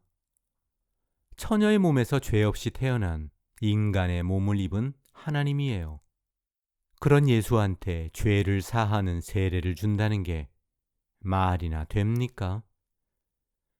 고등학교 축구선수가 손흥민한테 가마차기 슈팅을 가르치는 것과 뭐가 달라요? 세상에 모욕도 이런 모욕이 없는 겁니다. 그러니까 예수가 세례받은 사건은 그를 하나님이라고 믿는 신자를 매우 당혹하게 만든다는 거죠. 그런데도 복음서에 실렸다는 건 도무지 뺄 수 없는 역사적 사실이기 때문이라는 거고요. 그게 바로 당혹성의 기준입니다. 아주 쉽게 말하면 망신스러운 사건일수록 진짜일 가능성이 높다. 사실 거기까지만 읽고도 나는 적지 않게 당황했습니다. 당혹성의 기준이니 어쩌고 하면서 성경 속에서 숨은 그림을 찾는 거, 성경 속에서 진짜와 가짜를 구분하는 거, 그거 자체가 충격이었거든요. 이게 지금 뭐 하자는 짓이야? 무슨 기준에 맞으면 진짜고 아니면 가짜라는 거야? 성경 전체가 다 진리고 역사지 무슨 놈의 당혹성의 기준이야? 예수님이 세례를 받으신 건 우리 인간이 알 수 없는 깊은 뜻이 있어서야. 그게 뭐가 당혹스러워? 야, 샌더스, 너같이 구원받지 못한 사람이나 당혹스럽지 난 하나도 그렇지 않다고. 우리 예수님 당당하게 세례 받으셨어. 왠지 알아? 하나님의 거룩한 목적이 있었을 테니까. 속으로야 이렇게 외쳤지만 적지 않게 당황했습니다. 샌더스는 이어서 이 빼도 박도 못할 역사적 사실이라는 세례 사건을 복음서 저자가 어떻게 윤색 또는 각색했는지를 설명했습니다. 복음서 중에서도 가장 먼저 쓰인 마가복음에는 예수의 탄생이니 어린 시절이니 이런 얘기가 전혀 없어요. 처음부터 바로 세례 요한으로부터 세례받는 장면이 나옵니다. 그리고 물에서 나올 때 하늘에서 음성이 들려요. 너는 내 사랑하는 아들이라 내가 너를 기뻐하노라. 이건 예수의 귀에만 들린 소리입니다. 그러니까 중요한 사실은 예수는 세례를 받고 하늘의 목소리를 듣고 나서야 비로소 내가 누구라는 것을, 나의 사명이 뭐라는 것을 알게 되었다는 거예요. 원래부터 알고 있었다면 굳이 새삼스럽게 너는 내 아들이다, 이런 음성이 들릴 이유가 없잖아요. 예수가 메시아의 정체성을 가지고 공생애를 시작한 시점이 세례를 받은 직후라는 말을 하기 위해서 마가복음 저자는 복음서를 바로 이 장면부터 시작했다는 겁니다. 따라서 마가복음 저자에게는 예수가 세례받은 게 부끄럽거나 당황스러울 이유가 전혀 없습니다. 예수는 그냥 사람일 뿐이며 성육신한 하나님, 처녀의 몸에서 난 하나님, 이런 존재가 전혀 아니거든요. 그리고 예수의 삶은 세례 전과 세례 후로 나누어지는 거고요. 그런데 마태복음에 가서는 달라집니다.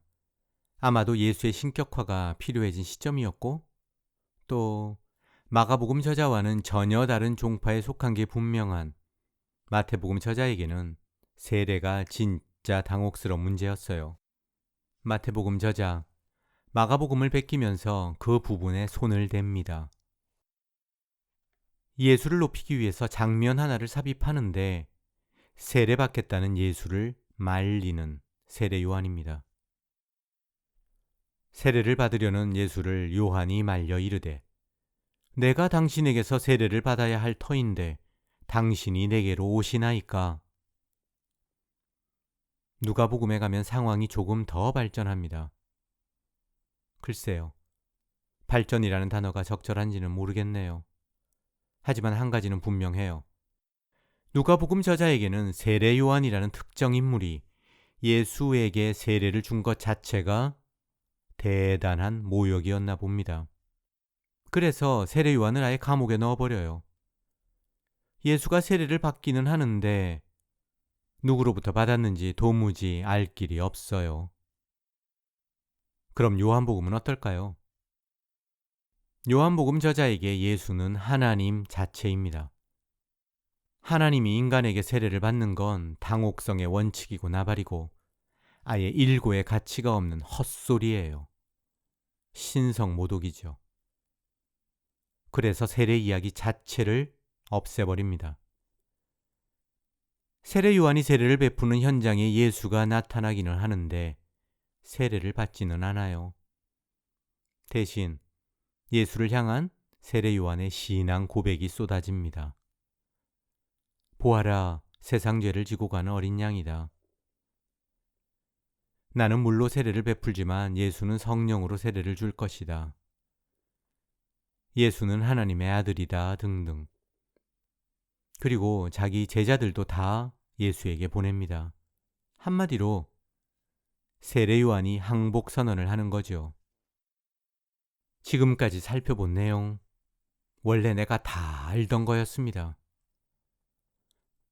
그런데 샌더스의 설명을 듣고 보니까 전혀 새롭게 보이는 거예요. 그냥 그러려니 하면서 무조건 아멘 하면서 보던 본문이었는데 내 눈에서 무슨 거풀이 하나 툭 하고 떨어지더니 복음서의 속살이 훤히 드러나는 겁니다. 예수님이 세례를 받은 건 다 인간이 모르는 하나님의 깊은 뜻이 있어서야 이러던 나였는데 아무리 밀어내려고 해도 이런 생각이 드는 거예요. 아니 정말로 성경 저자한테 세례가 문제가 됐던 거야? 그래서 살인자가 증거가 될 만한 흔적을 지우는 것처럼 어떻게든 예수님을 높이고 세례 요한을 깎아내리려고 발버둥을 친 거야? 정작 중요한 건 이 질문이었습니다. 그래서 있던 일도 삭제하고 없던 일도 만들었다는 거야? 아니, 이런 첨가나 왜곡이 가능하다면 이게 무슨 하나님의 말씀이야?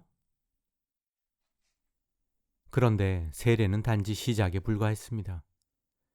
조금 지나지 않아 결정타가 날아왔어요. 공관복음서 속 예수의 죽은 날짜와 요한복음 속 날짜가 하루가 차이 난다는 사실이었습니다. 이건 도무지 충격이라는 표현으로는 부족한 하늘이 무너지는 것 같은 느낌이었어요. 공관복음서에 따르면 예수는 유월절을 맞아 양을 잡아서 제자들과 만찬을 하고 빌라도에게 잡혀서 죽습니다. 그런데 요한복음에 따르면 예수는 그보다 하루 앞서서, 그러니까 유월절 만찬을 하지 못하고 죽어요. 샌더스의 설명은 명확했습니다. 예수를 어떻게든지 유월절 어린 양으로 만들어야 했던 요한복음 저자는 양 잡는 시간에 맞춰서 십자가에서 죽게 했다는 겁니다. 하기사 요한복음에 따르면 세례 요한이 예수를 보고 뭐라고 했습니까? 보라, 세상 죄를 지고 가는 어린 양이로다. 샌더스는 이렇게 결론을 내리더군요. 요한복음 저자는 신학적 필요에 따라서 예수의 사망 날짜를 수정해야만 했다. 그러니까 예수는 저자에 따라서 목요일에 죽을 수도 있고 금요일에 죽을 수도 있다는 거예요. 양고기를 먹고 죽을 수도 있지만 아예 자기가 어린 양이 되어버리기도 하고요. 또 세례를 받았을 수도 있지만 아닐 수도 있고요. 이게 다 무슨 소리입니까? 내 속에서 뭔가가 꿈틀거리면서 폭발하려고 했습니다. 한마디로 예수가 창작물이라는 거잖아요. 허리를 다치기 얼마 전에 마케팅에 물든 부족한 기독교가 나왔는데 마지막 장 제목이 마케팅 교회 극복을 위한 복음의 능력 회복입니다. 나는 거기에서 복음의 능력은 십자가에 대한 바른 이해에서 나온다고 역설했습니다. 정말 피가 끓는 심정으로 한자 한자 써내려갔고요. 그렇게 간절하게 외쳤던 십자가인데, 십자가가, 예수의 죽음이 저자에 따라서 얼마든지 각색이 가능하다고? 내가 생명까지 바쳐서 지키려던 십자가가 그런 거였다고? 어느 순간부터 허리 통증조차 느끼지 못했습니다. 책을 덮으며 마지막 장에 이렇게 적었어요. 나 이제 어떻게 살아야 하나.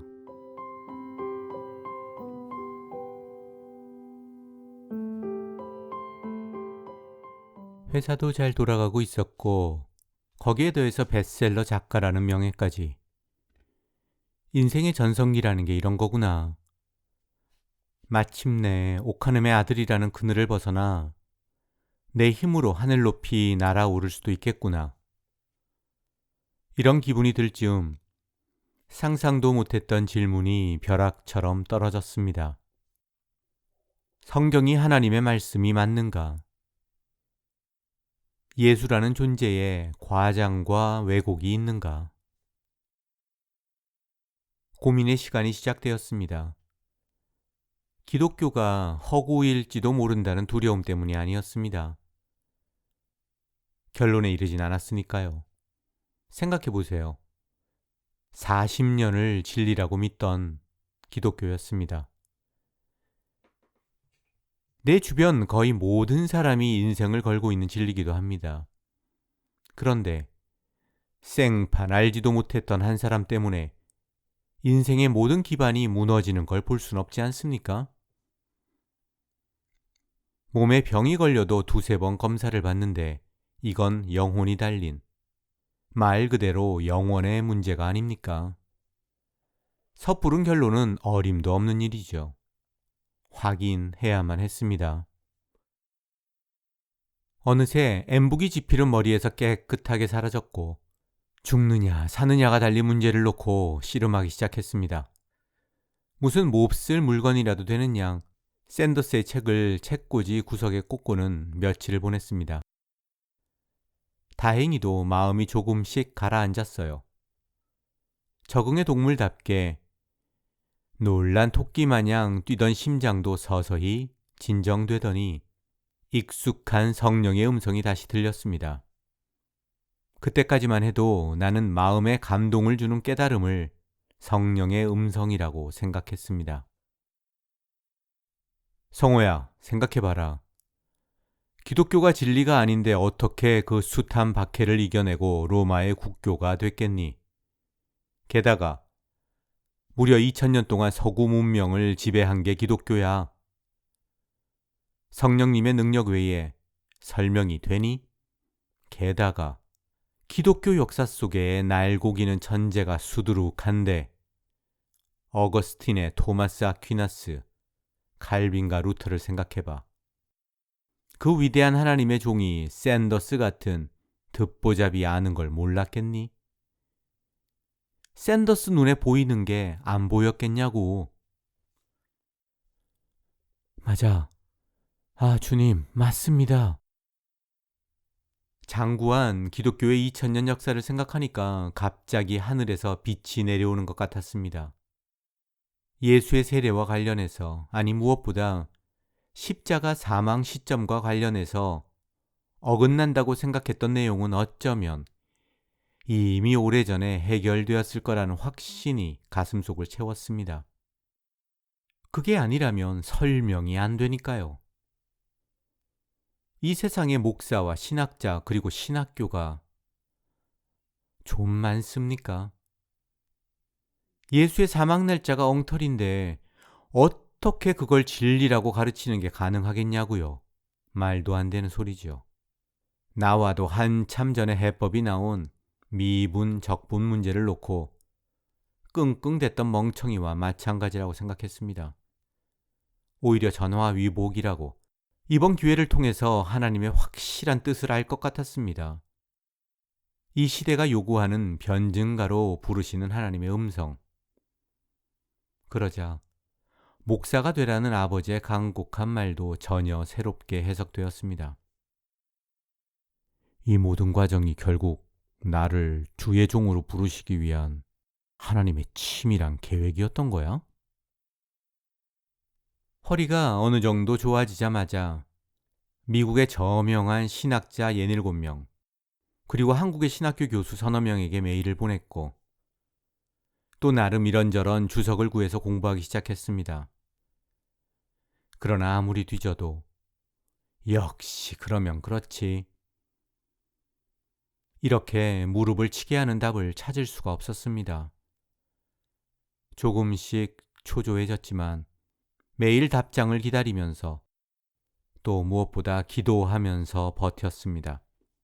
마침내 답이 왔지만 2개가 전부였고, 그마저도 실망스러운 내용이었습니다. 그야말로 아전인수격의 변명 내지 신앙 고백, 그거에 불과했습니다. 차라리 나도 답은 모르겠습니다. 그래서 당황스럽습니다. 그랬다면 같이 부둥켜 안고 울기라도 할 것 같은데, 말이 안 되는 걸 설명이라고 하니 의구심만 더 들더군요. 그중 하나가 이거였습니다. 옥성호 씨, 당신이 제기한 문제는 이미 19세기 독일에서 나온 캐캐 묵은 주제입니다. 하나도 새로울 게 없어요. 조금 리버럴한 신학교에선 1학년 때 다 다루는 문제입니다. 아니, 그래서 어쩌라고? 의문에도 공소시효가 있어? 19세기든 15세기든 무슨 상관인데? 답이 뭐냐고? 제대로 된 설명을 해보라고. 무책임하고 비겁하기 이를 데 없는 대답이었습니다. 점점 목사와 신학자가 신기하게 보이기 시작했습니다. 이 사람들 아예 몰라서 그런 걸까, 아니면 이런 심각한 문제가 있다는 걸 다 알면서도 신앙생활을 가능하게 하는 어떤 비법을 가진 걸까? 후자라면, 그러니까 성경 속 모든 모순을 다 알고도 십자가가 진리라고 외치는 거라면, 다 알면서도 하나님 아버지, 예수님, 성령님 이렇게 기도하는 게 가능하다면 정말 알고 싶었습니다. 전 재산을 바쳐서라도 보화가 묻힌 밭을 사려는 사람의 마음이 성경에만 나오는 게 아니었습니다. 몇몇 목사와 선배에게 신앙 상담을 했습니다. 그런데 하나같이 나를 무슨 배교자 대하듯 하더군요. 성경이 틀리고 아니고를 떠나서 그런 의문이 들었다는 걸 마치 신성모독죄라도 저지른 것처럼 말이에요.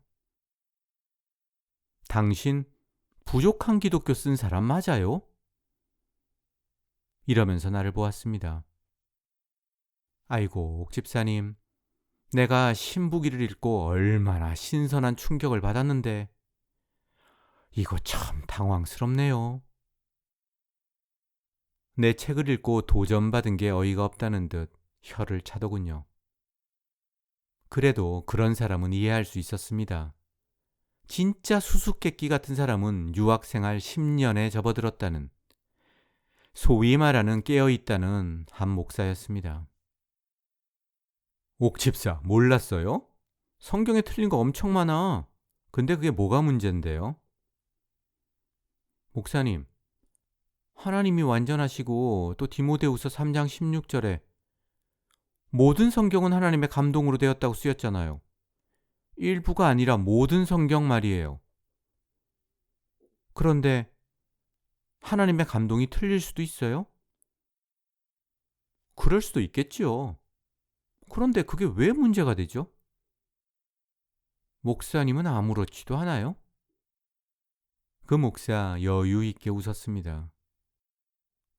옥집사, 중요한 건 내 속에서 역사하시는 하나님이에요. 도무지 부정할 수가 없으니까. 그거면 충분하지 않나요? 그때 깨달았습니다. 성경 속 각종 모순을 다 알면서도 신앙이 가능한 비결이라는 게 뭔지. 도무지 부정할 수 없다는, 소위 말하는 내 삶에서 역사하신다는 하나님. 그런데 나라고 그런 소리 못하겠어요? 체험이나 간증거리가 없겠어요? 조금도 과장하지 않고 차고 넘칩니다. 문제는 이겁니다. 생각해 보세요.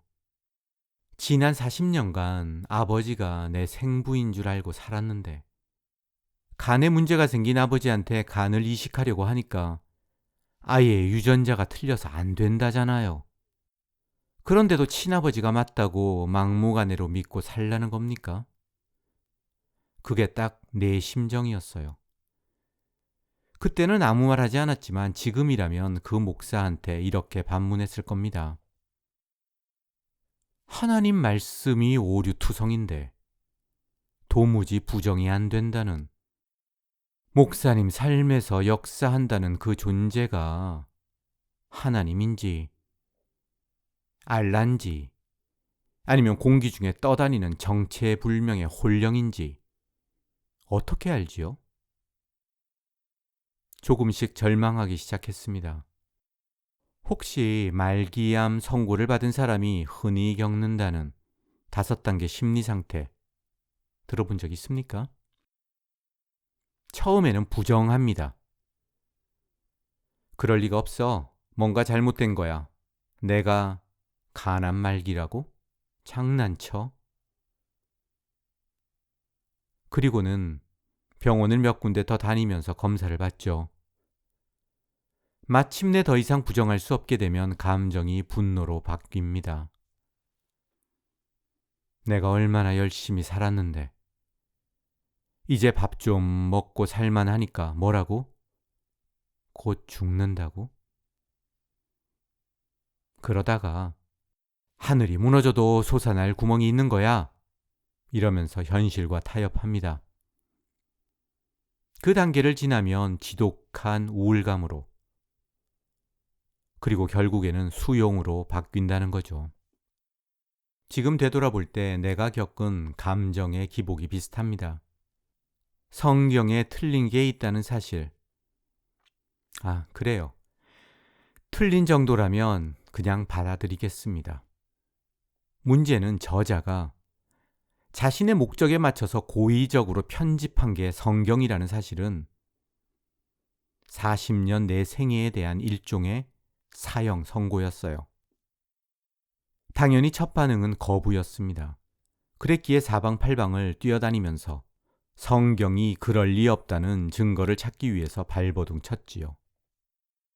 그러나 시간이 흐르면서 답이 없다는 게 조금씩 분명해지자 감정이 분노로 바뀌기 시작했습니다. 그런데 분노는 그리 오래 가지 않았어요. 현실과의 협상이라는 단계를 건너뛰고 바로 우울감이 몰려왔습니다. 그리고 그 시간은 생각보다 길었고요. 나는 왜 이럴까? 왜 나는? 아니 그게 뭐가 문제인데요? 내 속에서 역사하시는 하나님만 보세요. 이렇게 말하는 그 목사처럼 생각하지 못하는 걸까? 아니면 아무리 설명해도 성경에는 문제가 있을 리 없어요. 인간이 모르는 깊은 뜻이 숨어 있는 겁니다. 이러는 신자처럼 맹신하지 못하는 걸까? 마지막 단계라고 하는 수용은 가시권에 들어오지 않았고 우울감만 내내 지속되었습니다. 속으로는 여전히 성경의 저자는 하나님이야. 성령님이라고. 이렇게 외치면서 더 강한 믿음 달라고, 필요하면 환상을 통해서라도 나를 바꿔달라고 기도했지만 이상하게도 더 이상의 환상도 환청도 없었습니다. 조금씩 초조해졌습니다. 40년이라는 내 인생을 시궁창에 던질 수 없다는 절박함이 온몸을 옥죄어 왔습니다. 문제는 아무리 노력해도 도무지 이성이라는 이놈을 설득시킬 수가 없으니까 미칠 것만 같았습니다. 모태신앙으로 살아온 세월이 주는 관성은 결코 쉽게 뿌리칠 수 있는 게 아니었습니다. 당시 내 감정을 소설 아무도 후회하지 않아에 이렇게 적었죠. 이제까지 기독교 가르침이 아예 말이 안 된다는 생각을 하다가도 또 어느새 50년 가까이 되어가는 태생적 관성에 잡혀 더 앞으로 나가지도 못하고 제자리 걸음만 하고 있었다. 그 관성은 살치 끝에 붙은 별박이보다 더 질겼다. 아무리 잘근잘근 씹어도 삼킬 수가 없었다. 3개월 정도가 흐른 2008년 12월 19일 마침내 두 손을 들었습니다. 그건 수용도 타협도 아니고 그냥 포기였습니다. 그래, 성경은 인간이 만든 책이고 수많은 오류와 왜곡, 말도 못할 정도의 황당한 모순이 들어있다. 그래, 그냥 거기까지만 생각하자. 더 이상 따지지 말자. 그리고 그날 아무도 모르게 나는 오랫동안 울었습니다.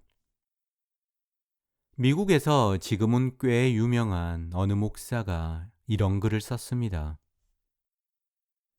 명목상 그리스도인으로 살았던 수십 년 동안 나는 한 번도 기독교의 진리를 의심한 적이 없었다.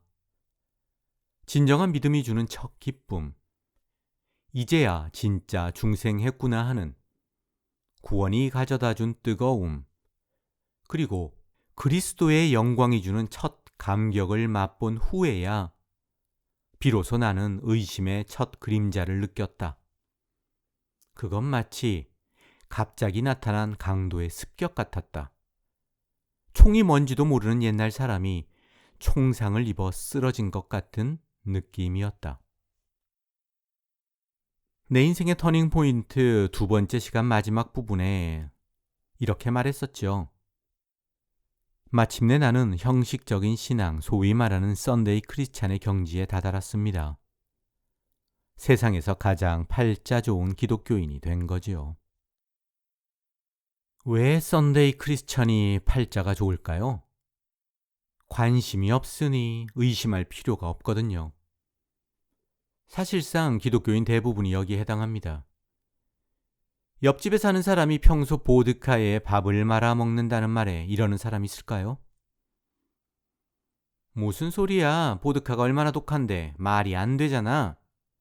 믿을 수가 있어야지. 지금 당장 가서 확인해야겠어. 거의 없습니다. 대부분 그냥 시큰둥하게 이럴 거예요. 그래? 뭐 그럴 수도 있겠지. 거기 이거 세상에 이런 일이. 방송국에 제보 한번 해봐. 의심이고 뭐고 안 생겨요. 왜 그렇죠? 관심이 없으니까. 보드카에 밥을 말아먹든 보드카로 찌개를 끓여 먹든.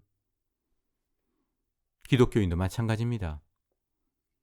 예수가 부활했든 물 위를 걸었든 하늘로 승천했든 재림을 하든 말든 그냥 그러려니 합니다. 믿으면 천국 간다니까. 손해볼 거 없으니까. 믿음은 습관이고 신앙은 관성일 뿐입니다. 나도 알고 보니 딱 그 수준이었어요. 40년 넘는 세월 동안 하나님의 존재에 관해선 단 1초도 의심한 적이 없습니다. 어릴 때야 어려서 그랬다지만 커서는 왜 그랬을까요? 썬데이 크리스찬이니까. 관심이 없으니까. 우울감이 깊어질수록 썬데이 크리스찬으로 살았던 그때가 그리웠습니다. 남들은 돈 벌 시간도 모자란다고 아우성인데 나는 뭐가 잘났다고 하나님을 제대로 알겠다며 발버둥 치다가 이런 끔찍한 사태를 초래한 건지. 뭐든지 그냥 적당하게 믿고 알라는 만큼만 알고 살았으면 좋았을 텐데 왜 이런 판도라 상자 속으로 자진해서 기어들어온 건지. 무엇보다 나는 오카눔의 아들이 아닙니까? 다시는 돌아오지 못할 다리를 건널 것 같은 마음에 점점 두렵고 초조해졌습니다. 거기까지만 생각하자. 더 이상 따지지 말자. 이렇게 항복선언을 하고 며칠이 지나서 위스칸신에 있는 안디옥 기도원이라는 곳으로 중고등부 겨울 수련회를 갔습니다. 교사로서 따라갔는데 도무지 견딜 수가 없는 거예요. 첫날 밤을 꼬박 세우고 무작정 새벽 4시에 차를 몰고 나갔습니다. 정말 눈이 억수같이 쏟아지는 날이었어요. 아는 길도 아니고 거북이 걸음으로 이리저리 헤매다가 도착한 곳이 맥도날드였습니다. 거기서 글을 쓰기 시작했어요. 그냥 내 이야기를 장세현이라는 사람 속에 투영해서 소설을 써내려갔습니다. 뭔가를 쓰지 않고서는 견딜 수가 없었거든요. 그런데 글을 쓰면서 조금씩 마음이 안정되어 갔습니다. 글쓰기가, 장세현이 나한테는 하나의 치유가 된 거지요. 한 달 정도 지나서 완성한 글을 몇몇 사람에게 보냈습니다.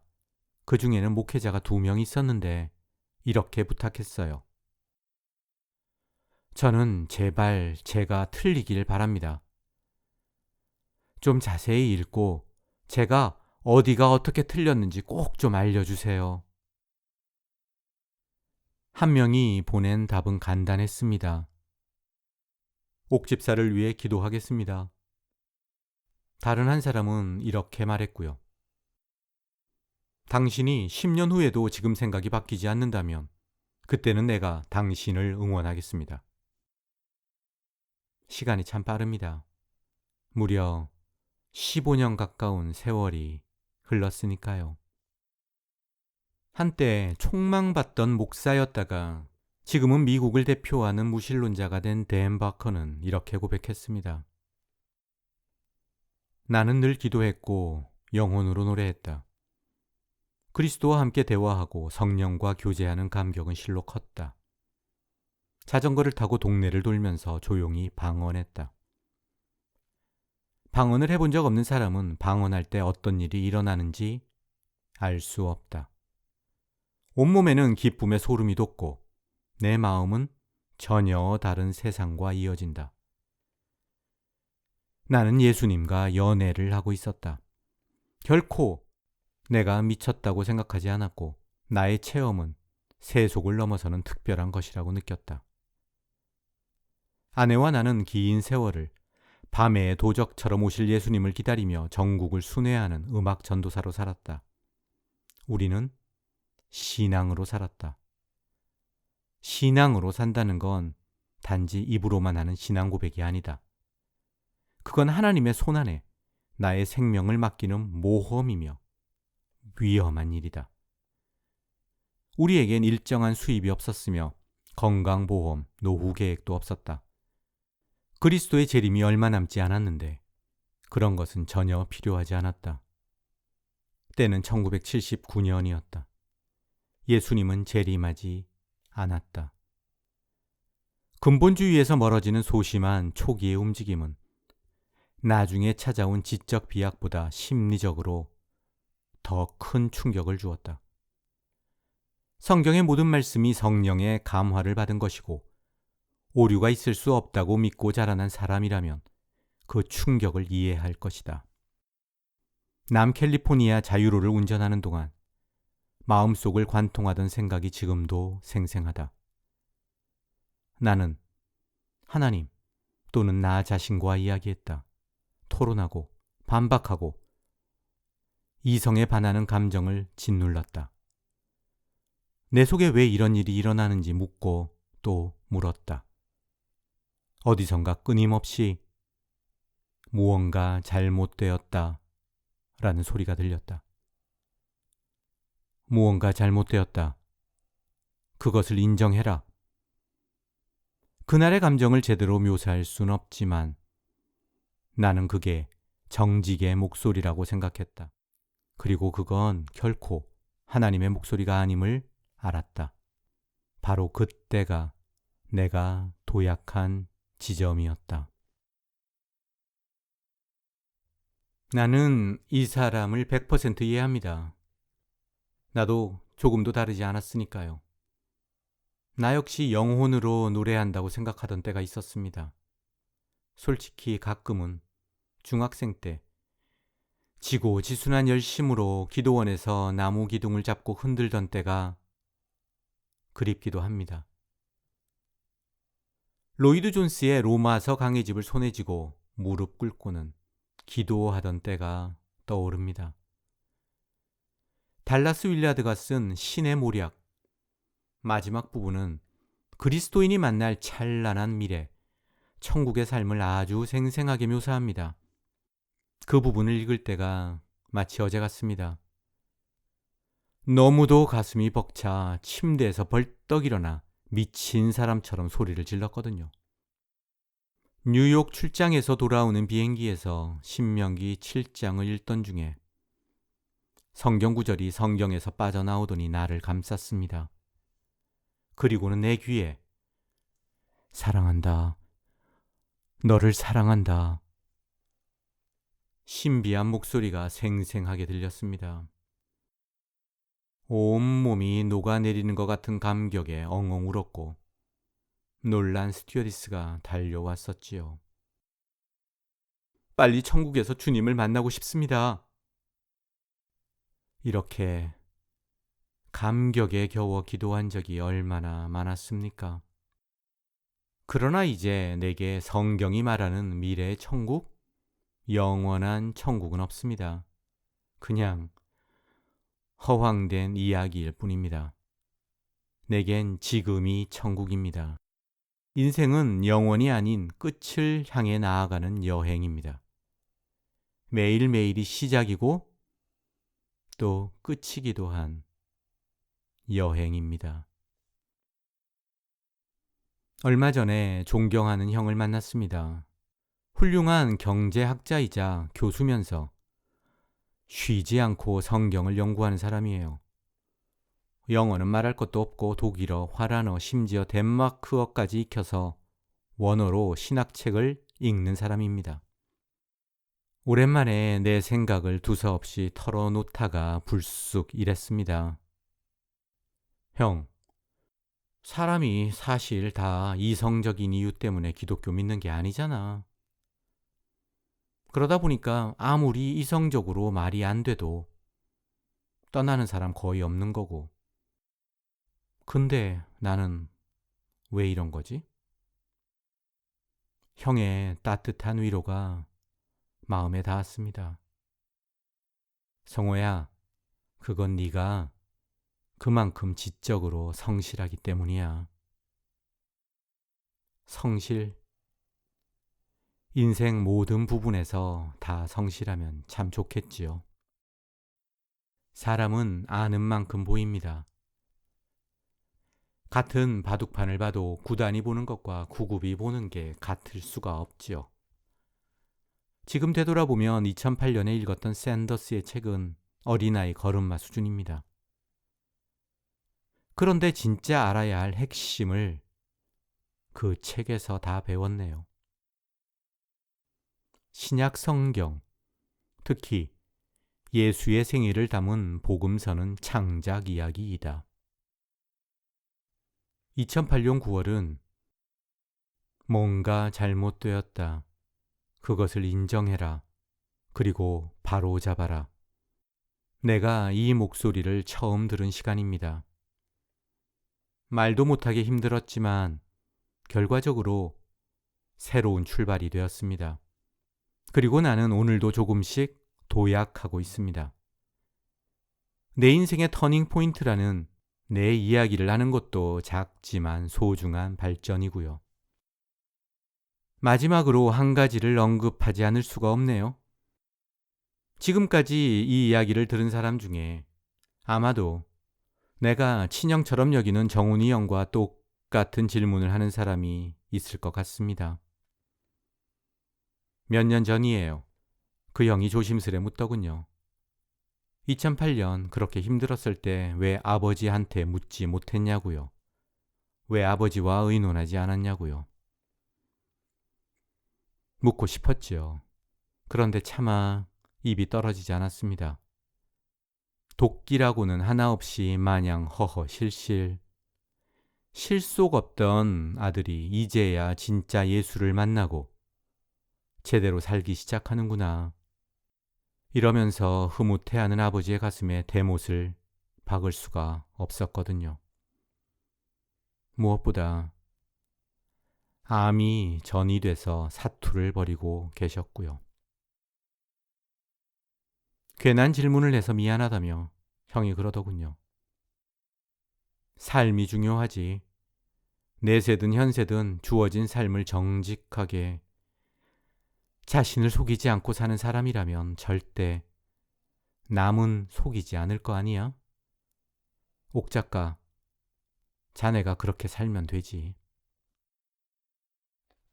여러분은 어떻습니까? 행복합니까? 자유합니까? 그리고 매일 조금씩 도약하고 있습니까? 샌더스의 책을 덮는 순간, 나 이제 어떻게 살아야 하나 고민했는데 다행히도 잘 살고 있습니다. 지금까지 들어주셔서 고맙습니다. 구독과 좋아요, 알람 설정 잊지 마시고요. 그냥 듣기만 하는 분들 구독하면 참 고맙겠습니다. 그리고 기왕이면 주변 사람들한테 세상에 이런 소리를 하는 사람이 다 있네 이러면서 소문도 좀 내주세요. 지금까지 진리해부 옥성호였습니다.